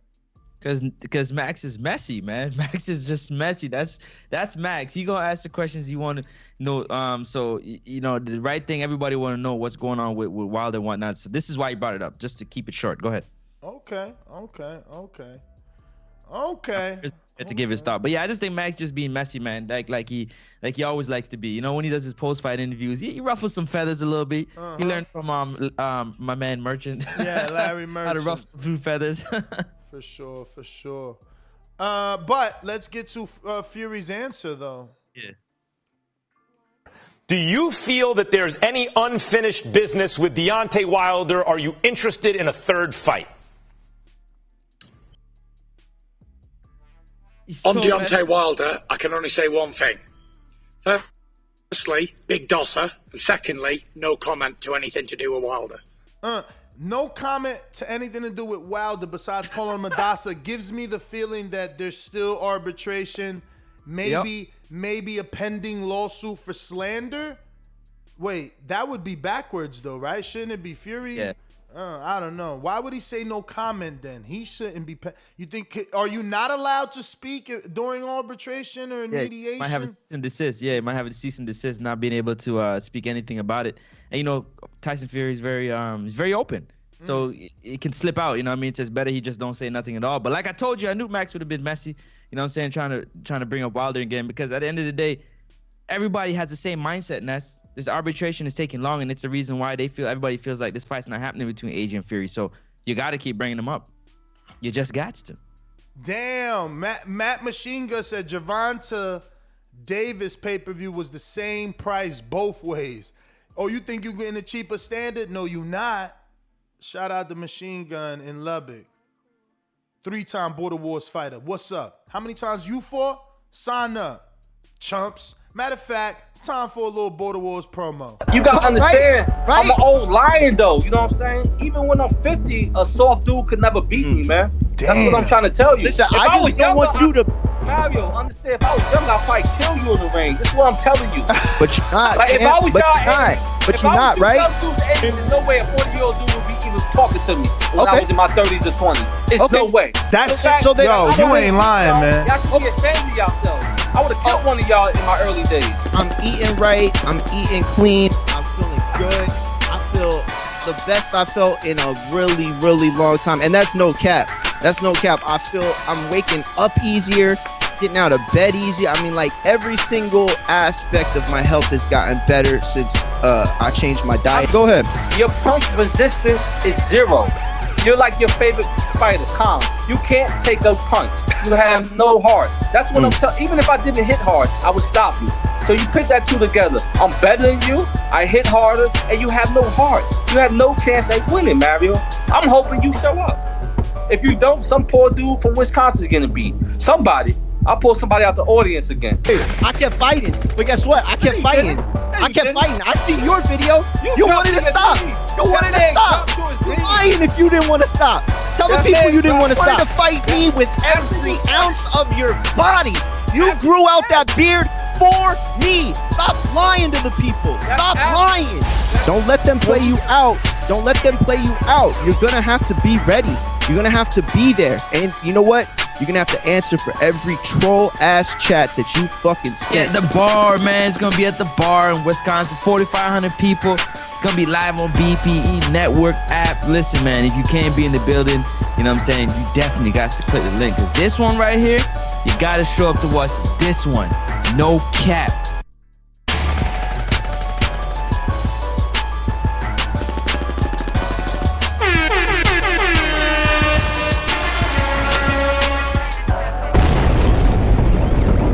That's right.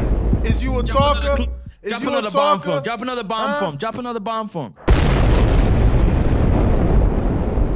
There you go, man. Is you a talker? Is you just a little chatty chatter in the chat? Man, get in the ring and swing, man. It's still going down. There's plenty of space for you to lace them up and get in the ring.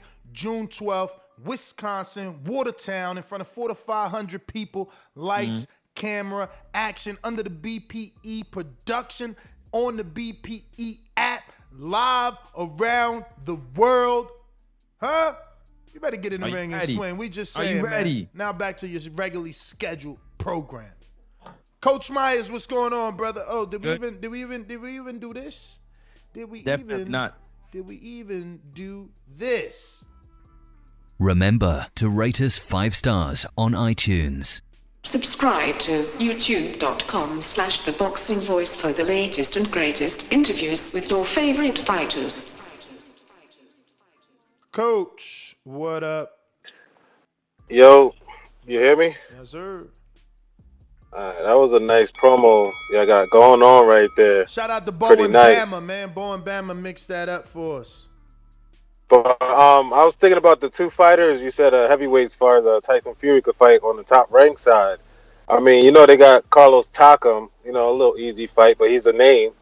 He could fight him. And what about Oscar Rivas? He only got that one questionable loss. So, I mean, that's two fights they could fight for him on the top rank side. Would you accept those two fights on pay-per-view, though? We was trying to find a because, like, if you knock out Wilder, you got to try your chances on pay-per-view. If they got Ruiz trying his chances on pay-per-view off a loss. I mean, I feel you could sell that Oscar Rivas. That was questionable with the Dylan, with the White loss. So that was questionable. They could, you know, they could spin that up and make it seem like it wasn't. And you know, I don't know if I'll buy it, but you know, that's probably the closest to buying it. But that's my call, though. All right. We going out to Gather. What up?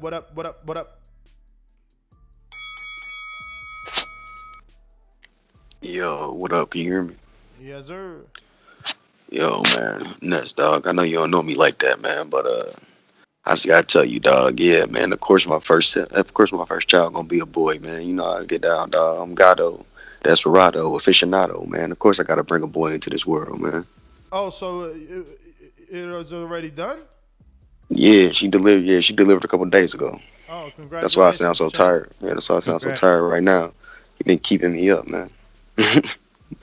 But yeah, I called to say, man, I don't even know about this Tyson Fury AJ stuff no more, man. It just seemed like, I don't know, man, like they trying to tell us it's gonna happen. Like it's just nudging us, like trying to make us believe it's gonna happen, but it'll never seem like nothing concrete for real. Because I just heard Frank Warren talking about he think the fight will happen eventually, but not no time soon. So what we doing here, man? Yeah. Yeah. And I don't know if you've seen this. Maybe you can look into it, but I seen something about Earl not going the Pacquiao route and trying to, you know what I'm saying, stick to that strap season. But yeah, that's why I want to come in and say I can't buy into Fury and AJ right now. All right. Well, Let me get to. You can't buy into it, man, because that whole Wilder situation still in the Sorry, my bad. Go ahead. Nah, he's done.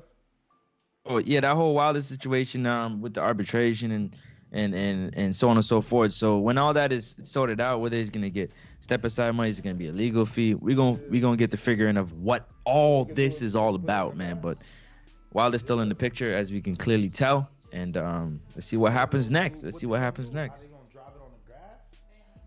Super excited for everybody. Yo, go ahead and smash that thumbs up button while you're at it right now, man.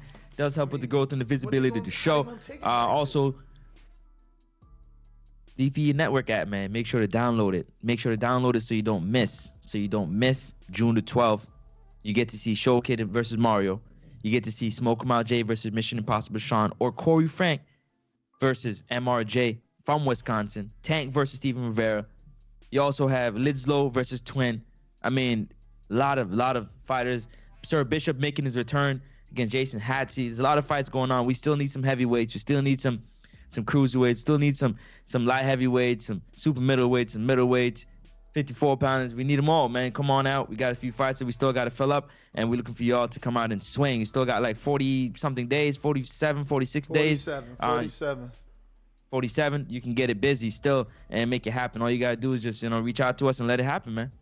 So since you went back to Border Wars, let me just give you, there is 47 days. We also have a super chat on Border Wars from Jesse that says, Ness, I want to put money on Show Kid. What's the odds on his fight? So we don't really have odds. I mean, I guess we can give you a betting line, but we don't have like a house to, we're not the house, right? So we're not giving odds. I mean, if you want us to tell you who we think, what the odds per each fight would be, like, do I think hypothetically, Francis is a 2-1 over Stainless in the rematch. If you want something like that, I guess we can come up with it. But I'm going specifically to Jesse Super Chat about wanting to put money because I got a Cash App from LJ Juarez. I remember he said not too long ago that he would be using Cash App to save us that 30%. So he sent $5 Cash App saying, I got my money on Mario. So we have two people right there that want to bet for the opposite people. So you guys can bet each other. Send that dough to TBV if you feel nervous, and we'll have it in escrow. But yeah. Definitely. We got a super chat from Matt Garces that says, pay-per-view is about to switch to HD and 4K only. SD is dead. Now, a lot of people I hear, mentioning Oscar Rivas' name for Tyson Fury, but he's going to be competing for the Bridgerweight division. So that's out the building. So yeah, man, shout out to everybody out there right now. Like I said, back on the quick Border Wars, we got the 3-on-3 basketball tournament that's going to be taking place sometime in August. We're going to lock in a date real soon. We're on our AJ Fury. We're going to tell you the date soon situation. Also, the 3-city tour, man. If you can be out, be out. First stop is going to be in Dallas, Texas. Haven't got the venue yet, but it's going to be sometime in September. And we're looking forward to just having a great night with the, the TBV family, doing what we do best, the live show, and being able to talk some junk to everybody live, man. It should be an amazing time. So do yourself a favor and put that in the calendar, because that's going to happen. So shout out to everybody out there. Shout out to everybody in the chat right now that's watching and listening. Do you guys believe that this fight will happen, even though there's a potential date, August? This is with Fury Joshua, and also the $150 million site fee. I'm not a believer that this fight will take place in 2021. A lot of people do believe it, but I don't. I think this fight's going to take place sometime in 2022 after the situation is sorted out between Wilder, whether, whatever legal issues are taking place or whatever is taking place, that needs to be done first, and then we're going to navigate through. Now, if it does happen, I'll be super surprised, man. Super surprised if that happens. And that means that they made some things happen. Mario missed his own press conference. Terrible. Where he at, man? Here, call Mario. He missed it. Bad. It's on you, man. Who's next on the call list? We got former two-time Border Wars participant out of Orlando, Florida. Keem, you available? No Keem. Natural Alex Wiz. York with a super chat with a sticker emoji that says, "How's it going?" Question emoji. It's going great. Well, Thank you. man. Going well. Cannot complain. So, we got Machine Gun. Did you get the Machine Gun super chat? I did. You did? You did. SD is dead. Tell that to Izzy. Hamilton, are you with me? I'm with you. I'm in there like swimwear, man. What's up, champ? Not much. I don't even really feel like talking about Joshua's fight because, I don't even know anymore, man. I'm tired of hearing it. I just want the fight to happen. Just happen. But it was quite interesting what you guys were talking about. Hey, how can the UFC or boxing become like UFC? The first issue that came to mind was the belts. What are they going to do about the belts? Because the way it works for the UFC is they own the belts. So there's none of this interim gold, silver, platinum, whatever Pokemon color games there are, belts, medallions. You know what I mean? They simplified it. So what can they do about the belts? What are they going to do about the belts? Maybe keep the 4 belts, but just erase all the other ones like Thanos, and then I don't know. Discuss that. How would they get around that? That's my call. Shout out to you, man. Thank you very much for your call. That's a great point that you had there. A lot of things moving and shaking. What other names do you guys think that Fury can fight next? What are those fighters you think he can fight next? I'd love to know what you guys think. I know you heard Ajagba. We heard Michael Hunter. But Michael Hunter, if I'm not mistaken, is in a purse bid right now. So we're just kind of waiting and seeing what's next. What's next? Fury wants another fight. Seems very unsure of whether or not that's going to take place. Right now, everybody seems unsure. I don't know if they're waiting for Eduardo Hearn, a.k.a. Eddie Hearn, to make things happen, but he's doing what he got to do. Where's Frank Warren? I don't hear Frank Warren talking on it. He already said, I'm done talking about that. Bob Arum, haven't heard him say anything. So it's a crazy time, man. It's a crazy time to really... What?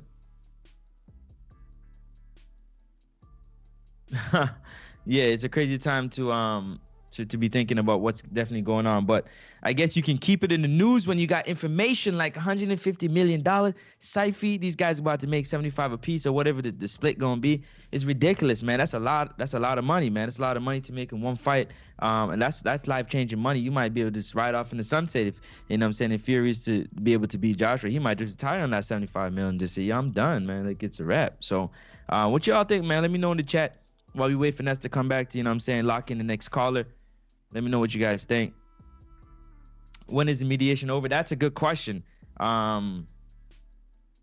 That's a good question. Nobody knows. Nobody knows what's going on, and clearly they might have a cease and desist on, information that's saying let me cease and you can't speak about certain things based on what's going on in the litigation. So that's why we're waiting. But it's good to see Wilder training, Fury training, AJ training, everybody training. It's good. It's a good thing. It's definitely a good thing. But in the meantime, in between time, I got to continue to talk about how much of y'all are willing, you know what I'm saying, to be a part of this Border Wars in June 12th in Watertown, Wisconsin. Because it's going to be at the bar, man. And we're trying to put on the BP network is going to be in the building. It's going to be live streaming. I want to see everybody come out, dress up. You know what I'm saying? Bring your significant other out or come out by yourself and have a great time. We're going to have the championship medallions on the line. This time around, we're looking to get some titles to be on the line. You're going to be able to, you know what I'm saying, have beverages, adult beverages, food. You're going to have probably ring card girls. I mean, this one is going to be all out, man. All out. So we're looking forward to it. I don't know about you, but I'm super excited. Go ahead, next caller. LV Slugger, talk to me. LV.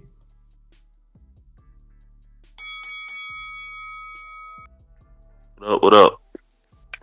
What's good? Good morning. Fellas, yeah, bro. Just like a lot of these other callers saying, man, I'm just ready for these boys to get the ball rolling, man. I don't really too much believe anything these guys saying till like tomorrow. They can come out tomorrow and say everything official, and I still want to believe it. Till AJ and Fury had their first press conference. That's when I believe like this shit going down. But till then, it's just too much talking and too much, coming out with new things and stuff like that. But hopefully these heavyweights go ahead and get back in the ring. Get the division back jumping, man. Because like I said, that once the heavyweight division jumping, all the boxing is doing good. So yeah, we need all these guys, Wild included, man. Everybody, just hopefully, man, we see these guys this year. And they all giving us good fights. But when y'all talking about the Fury thing, I just don't feel like he'll draw without a name like AJ or Wilder or put Andy Ruiz in there. I think if he did a pay-per-view, Andy Ruiz. So you saying that he wouldn't make 250, 275,000? Like what number you giving him for fights with a Jogba and whatever other names we've mentioned? None of those fights you wouldn't buy? I mean, the job. I mean, of course I'll buy it. You know what I'm saying? I'm a fan, but I'm just saying, like with the Jobber thing, I feel like that'll do big just because of the engine, the ESPN. They got that engine behind them to push that fight to make it big. You know what I'm saying? But if it was like on a Showtime or something like that, I don't think it'll do big. I think that with the ESPN and they platform, they push that fight right, first take and putting it all on there like that. Yeah, that FA fight can probably do about 200. They can push it, but like real box, we know that FA ain't ready for no Tyson. But like you said, he got to punch his champ. Yeah, but yeah. That's Steve Cunningham put him down. Wilder put him down. Somebody could put him out. You've been down, you could stay down at one point. Yeah. Let me get to some other callers that we got. Just like the king is what I mean. The king is what I mean. Yo, what's good? What BBB. up? What up? Yo, I'm on the road. I'm gonna make this quick, man. One thing about arbitration and litigation, it's not a legal process at that point. You know what I'm saying? It's sitting down at the table. So again, if I had to speculate, which all anybody can do, is because the only thing anybody talk about when they believe the fight is closer to happening is when they start mentioning money on the table, right? So I guess when Fury come out and he say no comment, they say, yo, keep your mouth shut. We trying to satisfy Deontay. He's not giving up any leverage. He's not telling us what he wants or what he doesn't want. So that's how Wilder keeping his leverage. And then he's telling Fury, shut up about it. If you agitate him, he might not take what we offer him. Just keep your mouth shut and let us work out the deal. So hopefully, but see, for me, this is what I'm saying, not making it personal, I'm going to be mad at the person that's holding up the deal. Like, sometimes you be holding shit in principle, but if you the only motherfucker believing in that principle, that makes you stubborn or foolish. So, again, I don't know what the details are. I'm speculating, but you know what I'm saying? Like, if it was one person holding up the deal, like, yo, they owe me that fight. Like, I ain't never sat around waiting for what a motherfucker owe me, man. I don't get it, man. Make this fight happen. All right. Yeah. I mean, that's a take in itself. Go ahead. Hawk, Maryland. Hello? Yes. What up, Hawk? What's up, fam? How y'all doing today? I'm good. Man, look, man. First of all, Andy Ruiz would have fought this fight he got next week, beat that dude ass, and then do a quick turnaround, come back and fight Tyson Fury on pay-per-view like y'all talk about, and take his belt like he did Joshua a year or two ago. And then I got to hit y'all with my Denzel Washington training day voice. I'm putting cases on all you bitches. Ain't no King Kong ain't got shit on Floyd Mayweather, and neither does Hearn. While he hollering about this $150 million a split, Floyd Money Mayweather in the United States, in America, he had to go all around the world, got $100 million up front, 2 fights. When he fought Pacquiao, he got $100 million up front, cash, check right there, he put it on TV. And then he did it again with Conor McGregor, $100 million up front. Then with Pacquiao, he got 180 on the back end, and with Conor, almost 200 on the back end. Floyd been doing this stuff while Eddie Hearn going all over the world looking for people to put up the money. The money is in America. Yeah, that's my call. What he's doing is guaranteeing the fighters the money without pay-per-view. I'm saying Floyd got his guaranteed $100 million check up front, and they gave him a Bugatti. You right. I'm just saying, as far as deals being done, it's right here in America. The money is in America. Yeah, right now. And Hearn going all over the world, and he keep putting the fight next week. When Floyd announced that Pacquiao fight, it happened. When that Conor McGregor fight got announced, it happened, and he got his check up front because he showed it to the whole world. And then he got back-end money. So the money they talk about retiring on Floyd. But it's also during a pandemic, though, right? Different times when Floyd. We had to tell into this. We had to tell into this pandemic, though. I mean, yeah. What So is UFC just the ball getting back rolling. What UFC do though? Teach me. I'm just saying, UFC just had a live event where they did pretty good. They had like a $2 million gate. They had a $2 million gate with that fight last week. Man, yeah, $2 that fight they had last week. The fuck is $2 million? I mean, as far as you saying pandemic, you know what I mean? So I'm saying they did a live gate with live people during the pandemic, and it's like Eddie Hearn is like checking all over the world for these two fighters to fight, and something else has got to be going on because the fight ain't happening. I mean, and I'm just saying, Floyd announced this joint one time, and he got guaranteed. You make a good argument, but you know, for a fight of this magnitude, they need full gate. Understood. No, but he always. And I don't see. Remember, it's only Texas doing big shows and in Miami right now. Like it's not like like Vegas is the #1 location for shows, and that's not even jumping yet. Ain't no big fight happening in Vegas yet, right? The first fight about to happen is Devin Haney. Yeah. First fight. That's the first fight back, and that ain't even in a big stadium. That's in I don't even know the name of that one. What's the name of that one? Is that the Mandalay Bay? Yep. That's the new Nickelodeon arena. Yeah, and you mentioned it. You said Devin Haney. Devin Haney. Yeah, and Devin Haney, he's another boogeyman. You know, they didn't make up that belt, so Loma didn't have to fight him. So he must be the boogeyman in that weight class. Yeah, I mean, well, he bringing Vegas back, man. So we got to get a young man credit for that. Thank you for calling in. We going out to Brandon in Cincinnati. What up? Hey, whole nother time zone. Jumped up from back with our mind on. Can't play when you here, get your life stole. If you bring it here, then the price grow. From jabbing and punching the line long. I drop a pitch and let 9 go. We slap with the thick glass and white though. This only happens in Ohio. Francis, my boys, can y'all hear me? What's good? What's happening? Man, chilling, about to go get this workout in with the missus. You know, 30 days out from my trip to Miami, so she decided she want to work out. Hopefully she can see some results in a month. You know how these women are.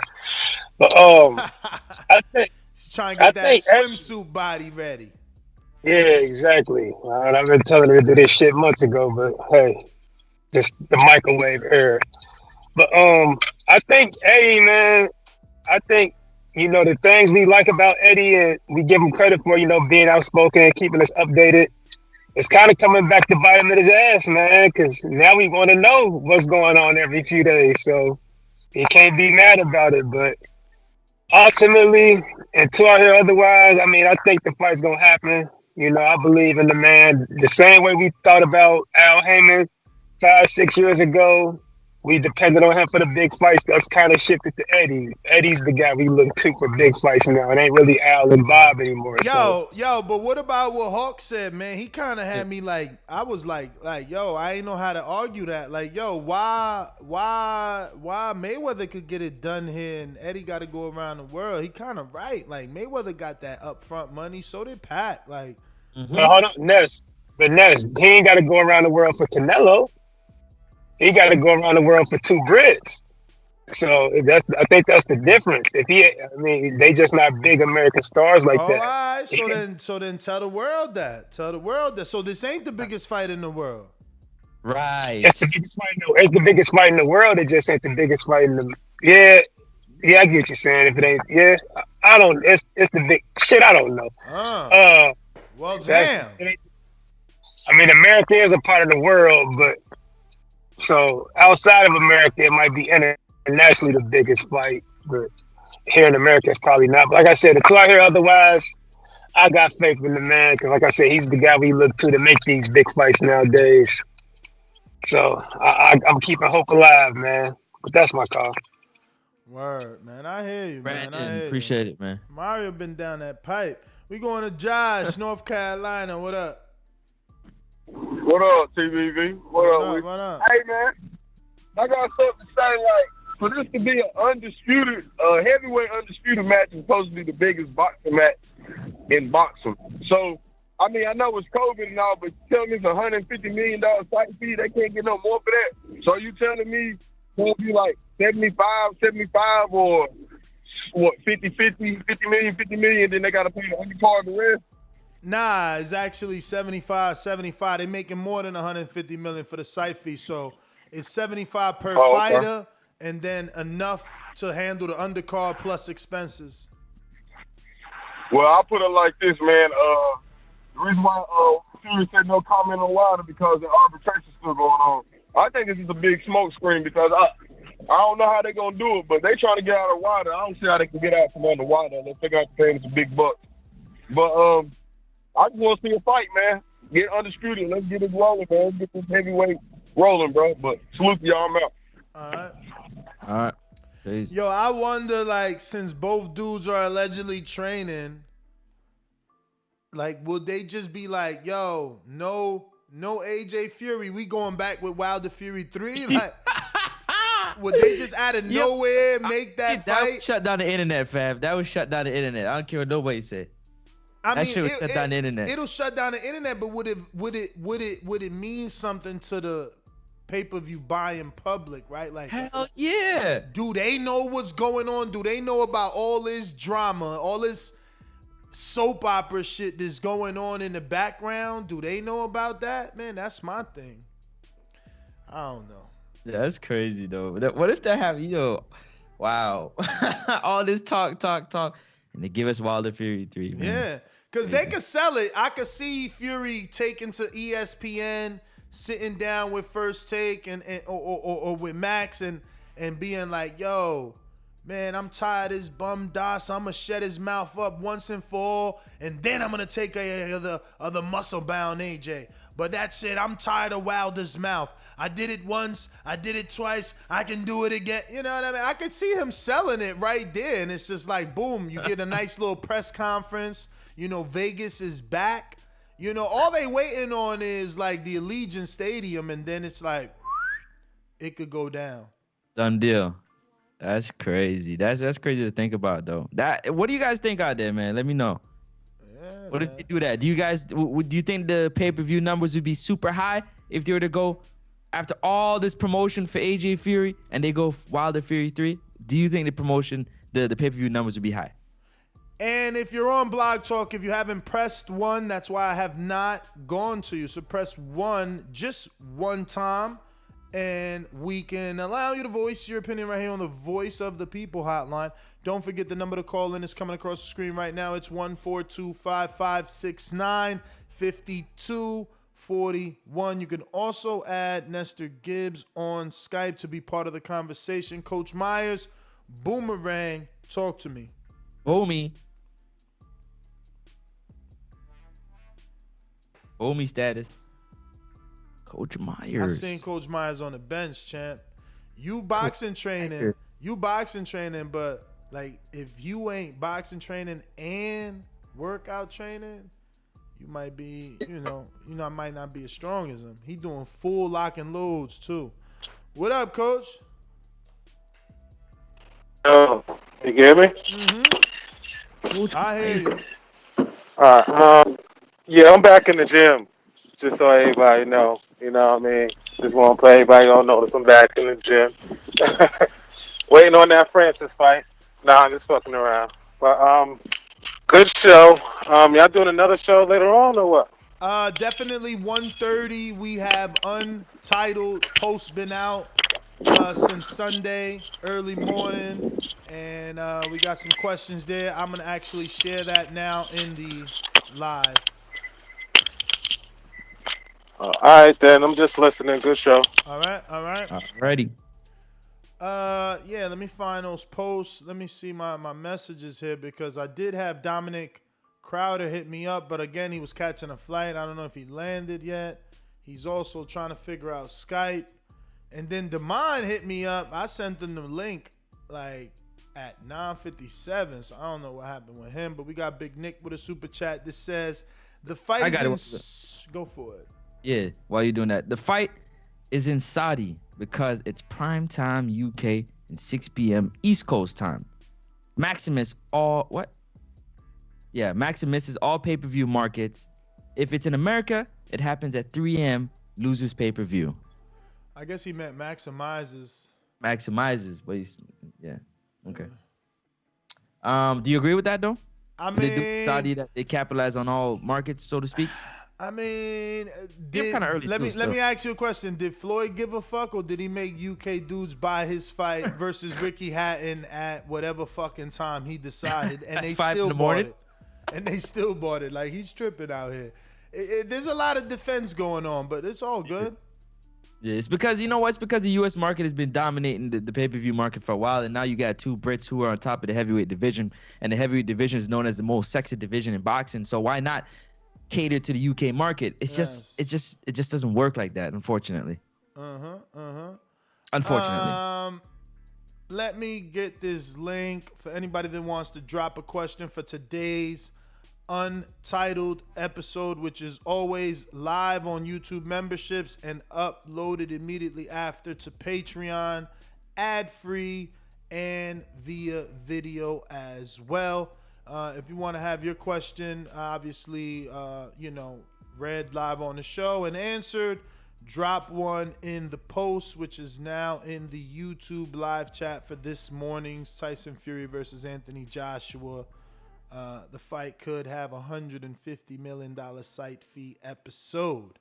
Also, we're still going to try and get these guests on, which is Damon Nicholson and Dominic Crowder and even Coach Guzman. So those respected posts are also out. So you can ask those questions. I'm still going to schedule these guys, and we have a jam-packed week already of fighters scheduled and people in the sport. Tuesday, let's see, looking like Bradley the Stingray. Okay, so his nickname is The Sting, and his last name is Ray. Yes, sir. And then we got Peter Khan. Peter Khan was known as a boxing manager, but I believe his role has definitely increased. This will be a very interesting interview because of his new job title. Then on Thursday, we'll have Mark Ramsey. So hopefully Francis is available and brings the Canadian sauce for Mark Ramsey, who is a Canadian trainer on the highest level of Canadian fighters. He's had, the Lemieux, the Better Bievs, who else did he have? Don't say it. He has someone else. He didn't have Stevenson. Who the hell Eldelier Alvarez. Who else he had? Let me see, Canadian. What you got for me? Who I'm missing? That's good enough for now. He don't got any more? No, dude, that's good. That's you good ain't enough. got no Listen, more? man, Mark Ramsey is in terms of Canadian top, he is the guy. So I mean, if you talk about top Canadian fight, that's Mark Ramsey. That's definitely Mark Ramsey. But that's a good one, man. Who's next? Ooh, Rivas. Yo, that's right. Jeff in Nova Scotia. Yo, come on, Francis. You were supposed to be like, yo, you can't forget about Rivas, who got the big knockdown on my man, Dillian White. And by my man, I mean your man. Yeah, why would I bring that up, though? I know. We going out to Seattle, Washington. Rarely sunny, mostly rainy. Mr. PBC, baby. BoxingVoice.com. I'm the flyest. Canelo talking about he believe he can win. Go to my kitchen. Get the sharpest knife and cut the bullshit out. I don't care what you do good. I do every fucking thing great. Mr. PBC, baby. PBC. Yeah, yo, what's good? PBC in the place to be. It's funny because in Nessa State, it's damn near the same thing, you know. But to this fight, I can't wait for this fight. I guess see what happens. Two dudes who know how to use tactics. One knows how to use his A side tactic. One knows how to use his cheating side tactic. So I can't wait to see what happens and who prevails in the, setting up the stage and the act and, all that stuff. And I can't wait to see Billy Joe and Canelo. There's so many beautiful fights that's coming up. May 1st, too. The best heavyweights in the world. 2 Mexican. That's my call. All right. CBC. That's right. May 1st, man. May 1st. Just around next week. Yeah, I gotta make sure I'm around for that one, man, because I'm gonna be out on a yacht, man. I'm gonna be doing a yacht on May 1st, man. But I gotta get back in time. We gotta do a fucking. Well, are you stunting though? Yeah, nah, I've been invited out on a yacht. Like that's not my thing. I'm only going because my wife wants to. She's been dying to do that. So whatever. That's not my thing though. I'm not into no chilling on the water. I'm not into chilling on the water, even though I'm a dolphin. You know what I'm saying? I could swim like that. Y'all don't want to have a swim race. Yeah, you can't swim, What? bro. Chill. What? What? You can't swim. What? Dog. First of all, you're gonna have like a foot advantage in the pool. What? Just keep it there. What? I gotta do like dog. 5 Listen, pictures. listen, B. You were on the swim team? Y'all don't want to do any type of like swim race, even laps, man. I'm too nasty, man. I'm too nasty. I'll do laps, man, all day, every day. You say you too nasty. Bruh, I'm a dolphin. How much laps you done in a set time? Bro, like you go time. Bro, you gonna have to Google how many laps you had to do to become a lifeguard for me to even tell you how many laps I did. For real. No, for You real. lifeguard out there? Okay. I took the lifeguard test, man. Well, I was preparing for it. For real, I used to swim in JFK too, bro. Olympic size pool in the hood. JFK, Martin Luther King, West Kenny, all that. Well, actually East Kenny. You know what I'm saying? Damn, what was them big ass projects right there? I would guess East Kenny. I don't know. Somebody will tell you. But yeah, JFK pool, Olympic size, bruh. Crazy. That's diving board, that one was always fearful, man. I was one of them dudes that used to be like, yo, I ain't trying to hit my head, man. And you see that in movies, like dudes doing flips off that diving board hitting their head. Yo, man, the diving board thing is different for me, man. It is. I don't know about that. It is. Like, I could jump off that third one. That third one is always high. I'm sure it's like 2 stories, maybe 25 feet. I feel like diving off of that, though, I'm not doing that. You're not doing that? No. I'm not going head first. I'm not doing that. My cousin was like a swan, bro. He used to jump off like that and just be like, dive straight in, like perfect too, no splash. You know that's how it is, no splash. Yeah.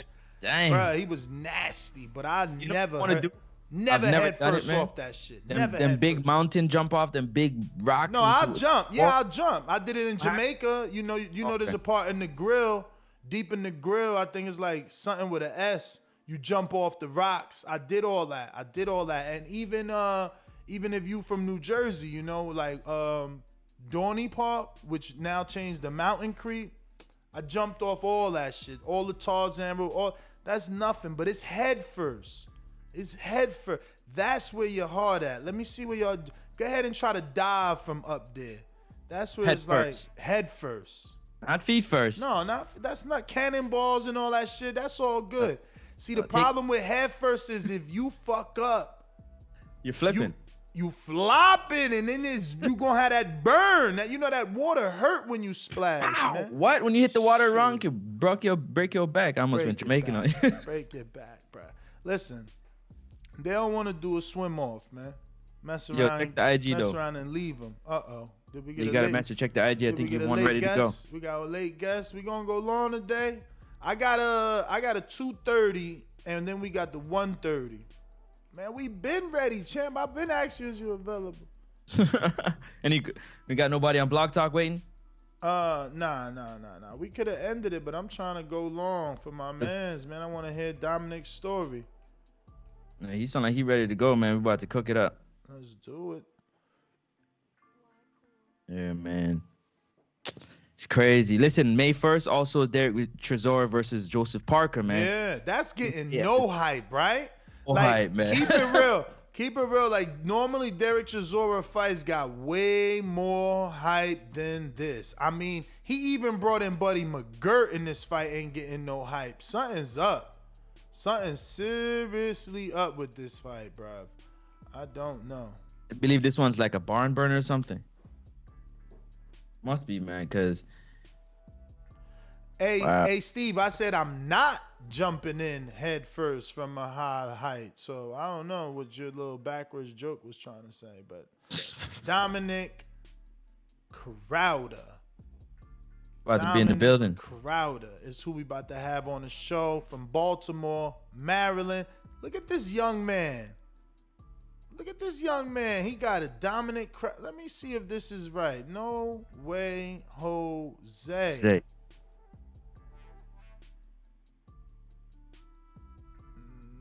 I'm going to just ask the question because I do not see it coming up on Google, which, I don't know. Okay.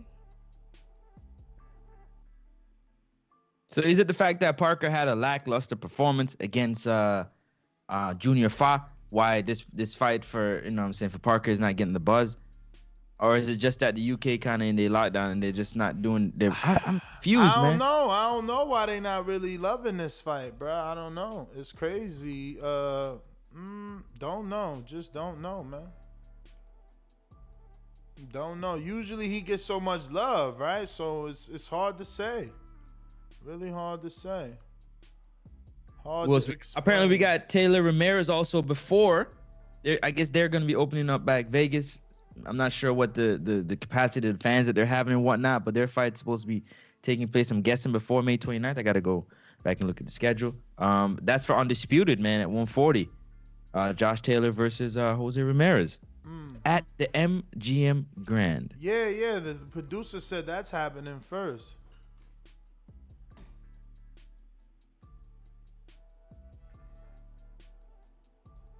Beautiful, man. Right now we're about to get, you know what I'm saying, one of our guests on, and we're going to find out about the story, and he going to, you know what I'm saying, let us know what's good. Because I'm excited to know, man. I'm excited to know. That's been building it up. So let's hear what he got to say. And the 2:30 we got locked in, and 1:30 is Untitled, man. In case y'all didn't forget, 1:30 is Untitled. Don't miss it. Get on up in here, ask your questions that on the post, and we'll answer it for you. Yeah, man. I mean, you know, this guy, he beat our guy. He beat Marlon So Icy Sims. Yep. You know what I mean? And he's moving. You know what I'm saying? He's moving. I didn't know him before he beat Sims. After he beat Sims, obviously I was paying attention and realized, Jose Guzman trains him. So, okay, you know, we want to get him on. Alex Lemon, Mr. Top Rank. I won't deny it. Dollar D Beyonce production. Come with me. Hail Mary, run quick, see what we have here. What up, champ? What's going on, Ness? Francis? How you guys doing, man? How you doing, brother? Good. Talking that sport, man. We talking that sport. Hey, exactly. I enjoyed it this morning, man. I love to wake up in the morning, drink my coffee, and listen to the Boxing Voice, man. Best boxing podcast out there. You guys are doing it. Want to say great show. Definitely want to remind everybody, May 22nd, Jose Ramirez taking on Josh Taylor. Unified, undisputed, bringing Vegas back. Big fight. Can't wait for that. Got the weekend off for that. Ready to roll, man. Fury, man, Fury's doing it, man. He's going to carry this. He's carrying the pay-per-view. He's ready to do the numbers, man. AJ quiet, bringing a UK base, but Fury's gonna take that over. And you got Andy Ruiz, man, gonna take out Areola May 1st. And don't forget, been talking about Andy Ness. You remember that? I called it against AJ. I called it against Parker. I still think he beat Parker. And Andy beats any of the top heavyweights out there right now. So you buying that pay-per-view? Well, I would if I didn't have other options. I have ways to watch that for free, so I don't know about paying for it. Oh wow! I mean, I guess that's good data. I guess that's good data to have. I just figured you being Mexican, you would want to support. But all right, maybe I'm wrong. Oh, I'm definitely having a party. We're definitely gonna watch it, big screen, everything. Yeah, definitely. But coming out of my wallet, that's another question. I mean, if it's a big party, why would you rob Andy of being able to be one of the first Mexicans to have, heavyweights to have good pay-per-view numbers? If it's a big party, $10 a person, you know what I mean? Maybe you get 4 people to give you $10. You paid half, you know what I mean? You put in the biz, maybe they could pay for the pay-per-view. Like, damn, you're going to pay for the pay-per-view, the carne asada, the biz, like the chips, the dip. Like, what's up? They getting you, man. Yeah, What's your address? I want to watch the fight at your house. If I ain't gotta bring nothing, I'm coming over there too. Nope, it's a 12-pack. That's it. No, man. Areola. That's the reason. That's the only reason I could come up with why I wouldn't pay for it. Areola. I'm not a casual. I know Areola's done. I know Andy Ruiz is gonna finish him off in about 3-4 rounds, depending how long he wants to play with him. Bruh, Areola looking extra slim. Yeah, Andy Ruiz is looking extra slim. You see him? Yeah, but they both got their own stories, man. He wants to be everything Ruiz was, man. So, like... Hey, no, it's gonna fall right into your story, Ness, when you talk about Canelo, the Canelo camp. You see how it changes. Valdez, Ryan Garcia, Canelo himself. That's exactly what we're going to see May 1st with Andy Ruiz. We're going to see a big change. All right. We'll see, man. We'll see. But listen, that's the problem with it. A lot of people are forgetting these pay-per-view numbers are so skewed because a lot of people are watching it for free. I mean, listen, you I can't get really, that. like, if you look at the number of people watching, There we go. paying, it's too different. What's going on? We got our first. Oh, Dominic, you made it. What's up, baby? What's going on? How are you, brother?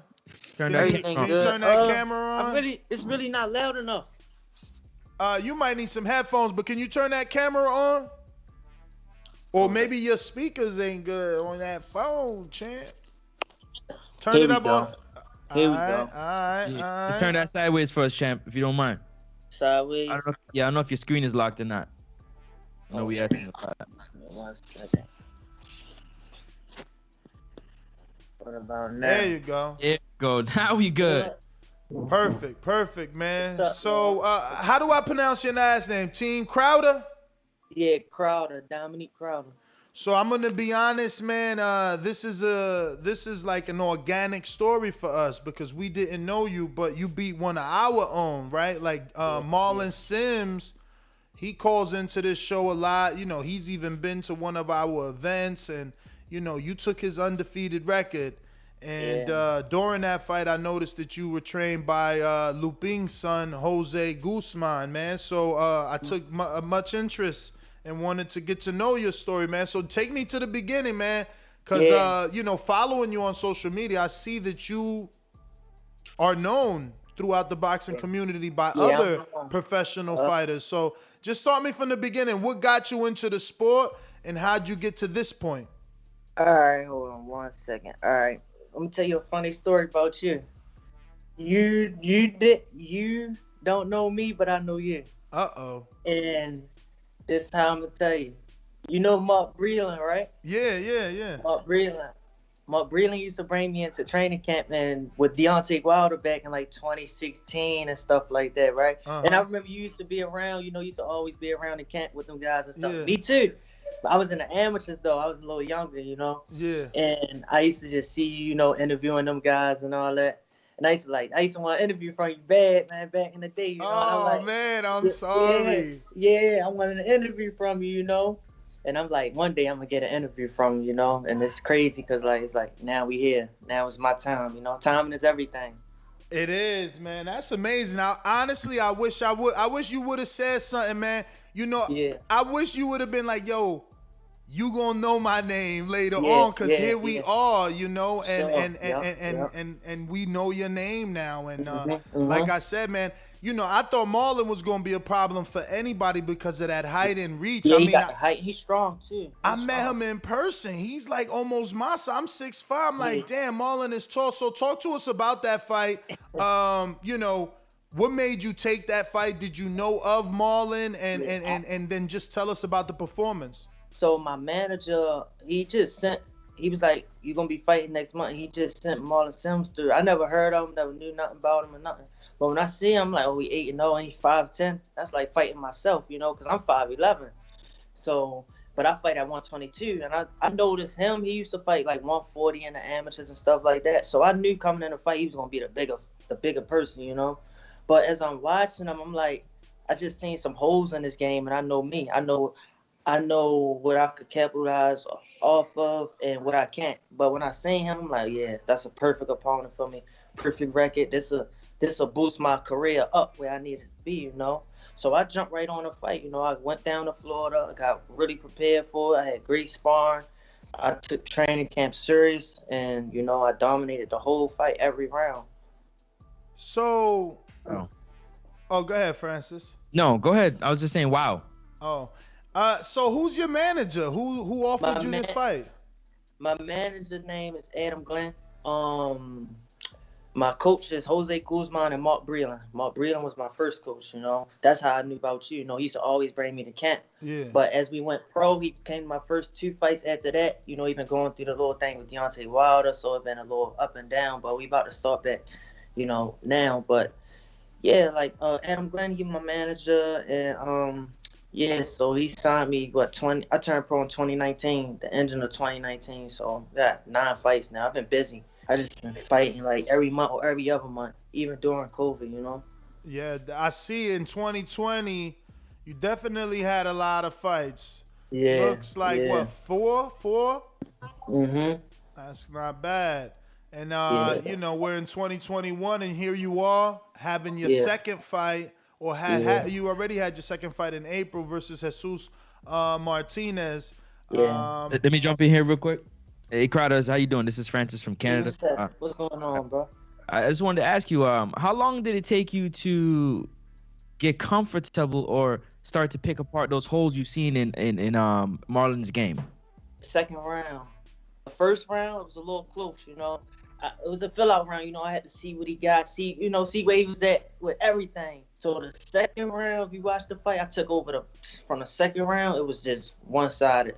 I beat him in everything he did. And then as the third round comes, I dropped him. Once I dropped him, I feel like I took his heart. I took everything after that. Because, you know, when a guy undefeated and he actually getting whipped on, it do something to him here first. So it's like, damn, and it's like I seen it. He was showing it all in his face, and once I seen that, it was playtime for me. You can't show me things like that. I'm gonna take and run with it, you know. So yeah, man. Like I said, he's a good fighter and everything, but like once I put him down, it was over. He ain't know what to do. So, is there a plan? Like you said, your manager's name is again what? I didn't. Adam Glenn. Adam Glenn. So what is the plan that he has for you? You know, did you guys talk? Because obviously you already got 2 fights this year, and you seem to be staying busy thus far. But is there a plan? Right now, since that was my first 8 round, I think I'm gonna probably take May off and then get back to it in June.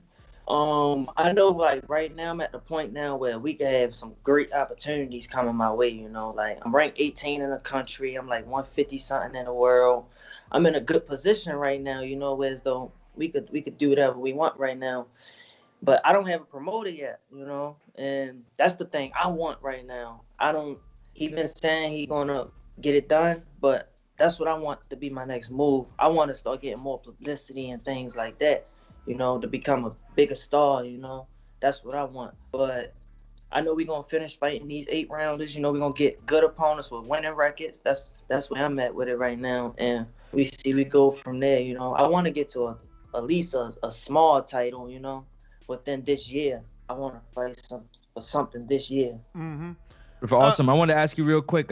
When that's one, what's your background? Because it sounds like you got like, I could be wrong. We sound like you got a little Baltimore accent to you. I'm from Baltimore. See, I knew it. Sound like Coach Cal, Javante, and Chuck. Yeah. Good. So how was it? How was it coming up in Baltimore in the boxing scene? You know, Tank, you know, came up and it's been rough and stuff. How was it? Same thing for me. You know, rough. I actually had to leave Baltimore in like 2011. I went to New York. That's how I met Mark Breeden and all them guys. I went to New York and I started training there, and I had like tons of amateur fights there. You know, I had 85 amateur fights.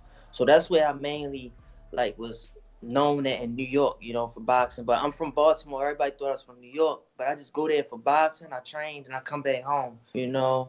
So yeah, like boxing in Baltimore, it was fun. You know, everything was good. But you know, down here it's just hard to focus down here. You know, it's a rough environment down here now. So I had to leave. I never train hard unless I leave, you know. So once I left, I went to New York. I really ain't know nobody but boxers, and that's when I got in my bag, you know, and everything just started working out for me.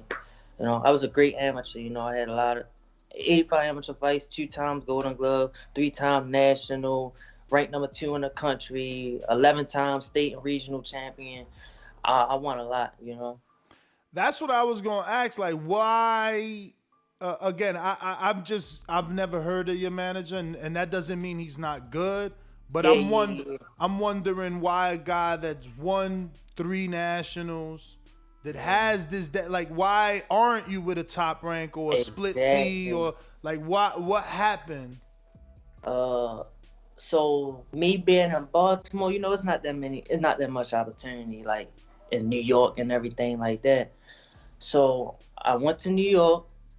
I did what I had to do.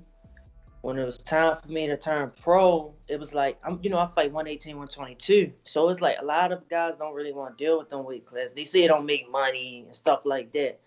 And they used to say I couldn't punch. They said I wasn't like a power punch, you know. I used to go to managers. They be like, yeah, they love me. They love our boxing, some of that. But they really ain't want. Some of them said I had no power, you know. And that used to hurt me a lot. Yeah. I ain't gonna lie, because I was an amateur star too, and guys I was coming up with was on TV, you know. And I'm like, damn, like, I know him personally. Like, we slept in the same hotel, but he on TV and I'm right here, you know. And so they used to tell me, like, you know, I really wanted to power punch and things like that. So it was like, so I met up with Adam Glenn, you know, and he gave me the opportunity. I'm blessed he gave me an opportunity because I ran with it. Every guy I've been in the ring with now, I put him down. Everyone, all 9, I put them down, you know. Guys that got stopped once, I stopped them. And I'm only getting stronger, you know. So now. So what's Adam's background? Say it again? What's Adam's background? Does he have any other fighters? Yeah, he the son of Jimmy Glenn. Jimmy Glenn was like a well-known cut man, you know, a legend. He used to be the cut man for Ali, a lot of guys, you know. But his father just passed the COVID, you know, so he really just taking over everything now. So he got fighters like, he got me, he got another prospect coming up, Steven Galliano. He got some Sean Hempel. He got some good fighters coming up. It's just that they on a rise right now. They ain't got big names because they not even signed promoters yet neither.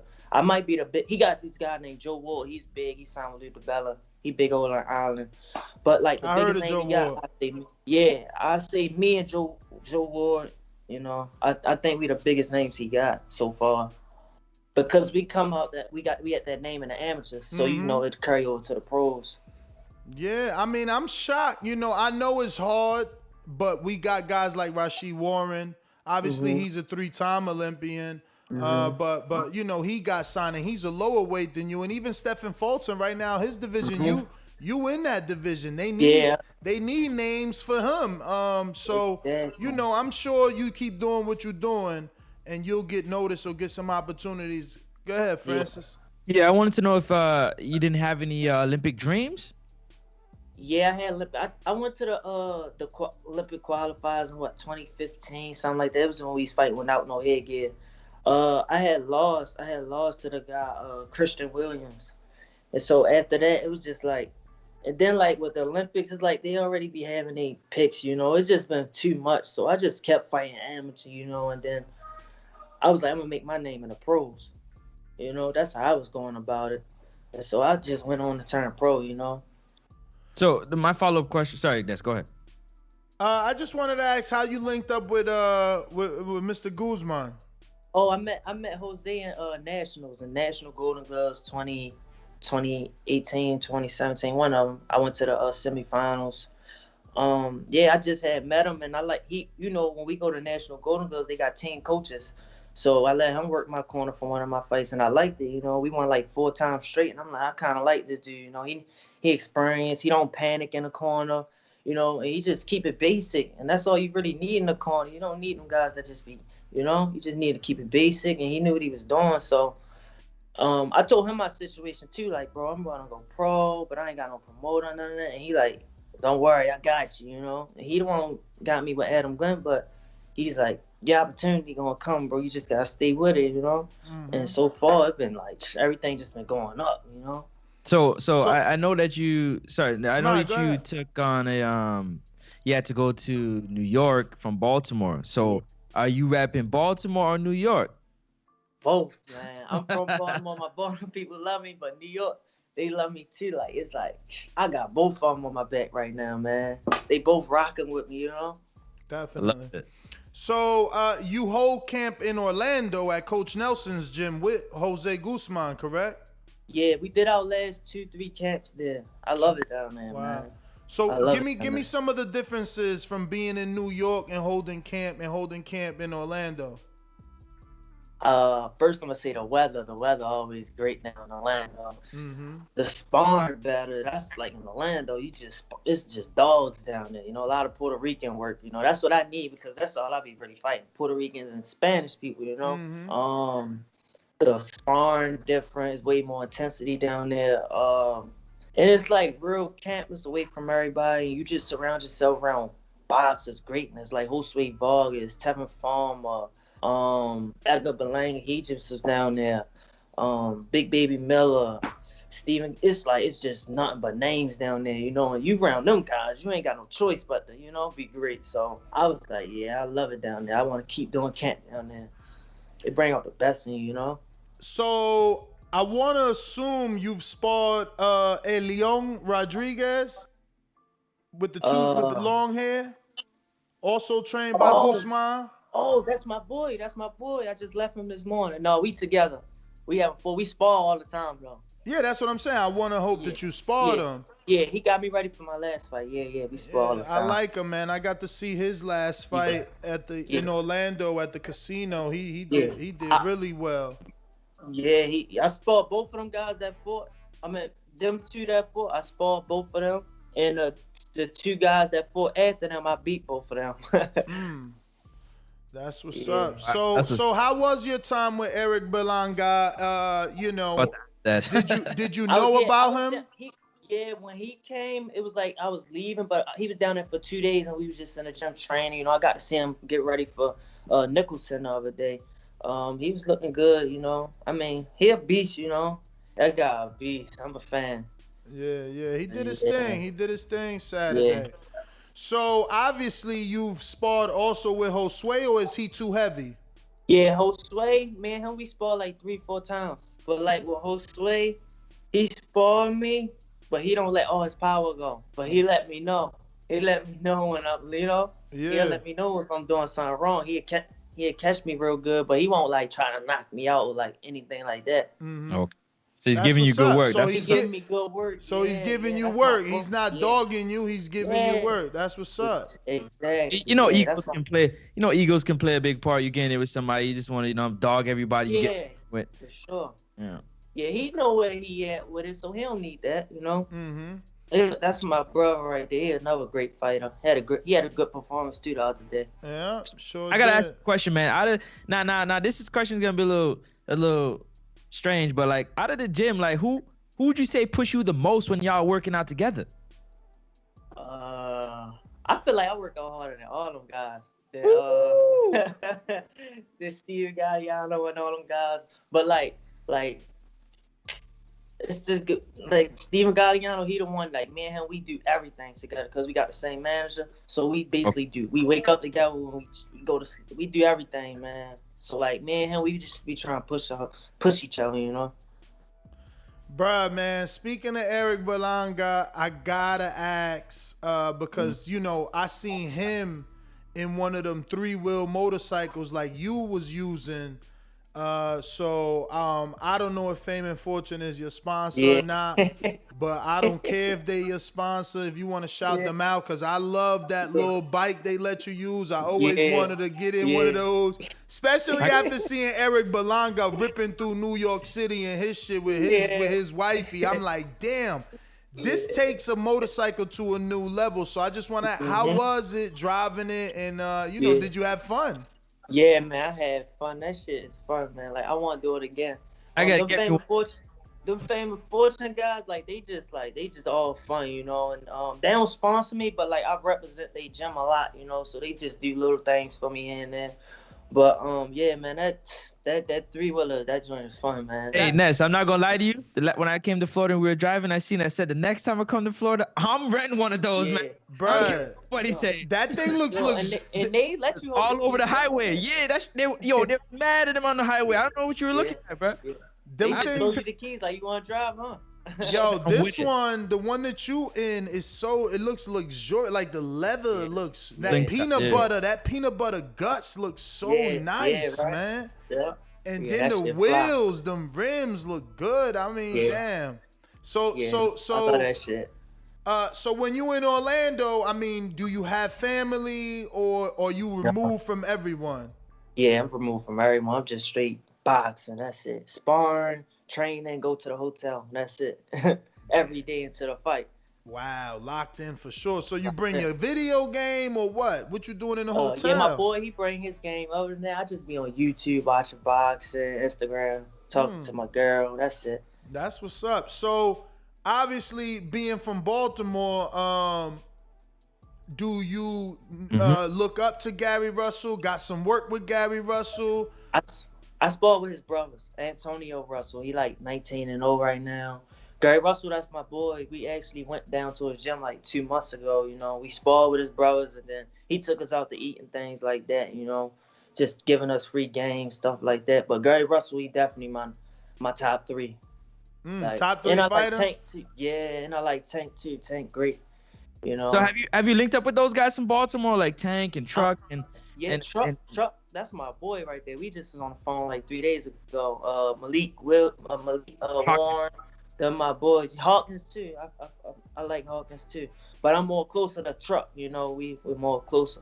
But Tank, no, I really don't talk with Tank. You know, he be doing his own thing. You know, he's probably busy and things like that. You know, but you know, yeah. Hopefully, we and him can get together sometime. Champ, I man, love that. I gotta ask, man, why you do it? Why I do what? Why you fly that helicopter, man? You ain't afraid, man? This was before, like, you know what I mean? Yeah. Like, was this before the whole Kobe shit? Or like, I mean, I'm afraid, man. I'm afraid, man. You living that life. You out here in choppers flying around and shit. Yo, my girl, she wanted to do that, so I had to make it happen for, you know. She want price, so I'm like, she wanted to do it. Can you repeat that, or make sure you're not on? I mean, make sure you on Wi-Fi, cause you just went Optimus Prime on us, man. You went Voltrons. Hear me now? A little bit. I was saying, you get me now? Yeah. Yeah, I was saying my girl, she wanted to do it, you know, and we was in Vegas. I was like, you only live once, you know, so why not? Was you nervous? No, I wasn't nervous. She was nervous, but I was good, you know. So yeah, it was fun, bro. Like, you only live once, so you might as well experience everything while you can, you know. Exactly, man. I'm with it, man. I hear you, man. And wait to skydive. It's like boxing. I'm trying to Like skydive. boxing, you only live once. There you go. So how long have you been knowing Truck? I knew him since the amateurs. We fought on a couple like nationals together. You know, he a great fighter too. You know, he a great fighter. But but ain't he heavier than you? Yeah. Man, we never boxed each other. He 160. Like no, I know, but why you always look bigger than him? Like, yeah, I'm taller. Yeah, I'm 5'11", bro. Some people say 6 feet. Fighting at 122, 118. Is it easy to make that weight, or you think you will be able to go up? Yeah, I will be able to go up for sure. Like my last fight, I weighed in 119, and an hour later, I came in like 130. You know, I ate good. I was 130 in less than an hour. Damn, wait a minute. So you can make 118? Yeah, I weighed in 119 my last fight. Shit. Against Jesus. Wow, man. So that means you could fight Inoue one day. Or possibly, you know? Yeah. Wow. Any of them opportunities come, I'm with it. For sure. Let me see here. Francis, you got anything else? Because I might have some from the people. I know we put out a post for him on Patreon, so if anybody want to ask him a question, better do so right now. We're going to go to the first one in Canada. In Hamilton, Canada. Natural Wiz says, hey, champ, when you have a bad day in camp, what do you do or coach do to get you back to a positive mindset? So when you have a bad day in camp, what do you you or your coach do to get you back right? Yeah. I had like 2-3 days of my last camp was bad. Even I had one bad sparring. I don't think they said it wasn't bad, but I know me, it was bad, you know. Like I just take whatever happened that day, I won't let it get to me. You know, I go to the hotel room, see what I did wrong, think about it, and then just try to come back better the next day. Wait, so you record your sparring? No, I don't record my sparring, bro. I don't post sparring. I don't record sparring. I don't believe in none of that stuff, you know. I'm all about doing it in the fight. The only reason I asked is because you said I go back to the hotel, see what I did wrong. It's in my head already. I think about it, you know. It's in my head already. So I'm playing the back of my head like, oh, I could have did all right. And then I'll go back because it's not happening 2 times in a row, you know. So I go back, think what I did wrong, and try to come out better the next day. We got Steve in the United Kingdom that says, hey, champ, thanks for coming on the show. If you could go to McDonald's with 3 fighters, past or present, who would it be and why? Good luck with your career, champ. Steve in the UK. Dan, so who would you take to McDonald's to eat some food with? I take Diego Corrales. Oh, wow. Yeah, I watch him before all my fights. I love him. He's like my #1 favorite boxer. I take him. Wow. What was it? His aggression? Yeah, his aggression, his length. He just come for you when he fight. He bring it. Right, he was tall like you too. Yeah, that's how I am. I try to bring it to you when I fight. You know. I like him. I like Pernell. I like Pernell Whitaker. I'll definitely take Pernell Whitaker. And Tommy Hearns too. I'll take Tommy Hearns. That's funny. You picked a good defensive fighter, but mostly tall and long fighters. Yeah, they want to hurt you. We got Coach Myers in Connecticut says, good morning, champ. I'm from Connecticut, so I ride with Tremaine Williams. Did you ever spar or fight him in the amateurs? No, I never sparred or fought Tremaine Williams. He great. Like I've been looking at him. That boy sharp. He's sharp, man. You know, I fought one person from Connecticut, and that was Felix Perella. He another great fighter, up and coming. But I never sparred with Tremaine or none of that, you know. But I'm sure that fight will happen soon, you know, because I'm up there now, you know. Even though I got 9 fights, I'm in a mix now because of my rankings and stuff like that. Yeah. Brandon Lenz. Where's Brandon from? Do you know? No. He says, what up, Dom? Thanks for coming on. When you first heard the accusations being made against Coach Breland during the Wilder Fury fight, what was your initial reaction? Man, I knew Mark ain't do nothing crazy like that, you know. Me and Mark, we laughed about that, you know. It just threw me off because I knew, like, from being in camp with Deontay Wilder and Mark Breland for months. Like, I've been down there for months, like, with Mark, you know.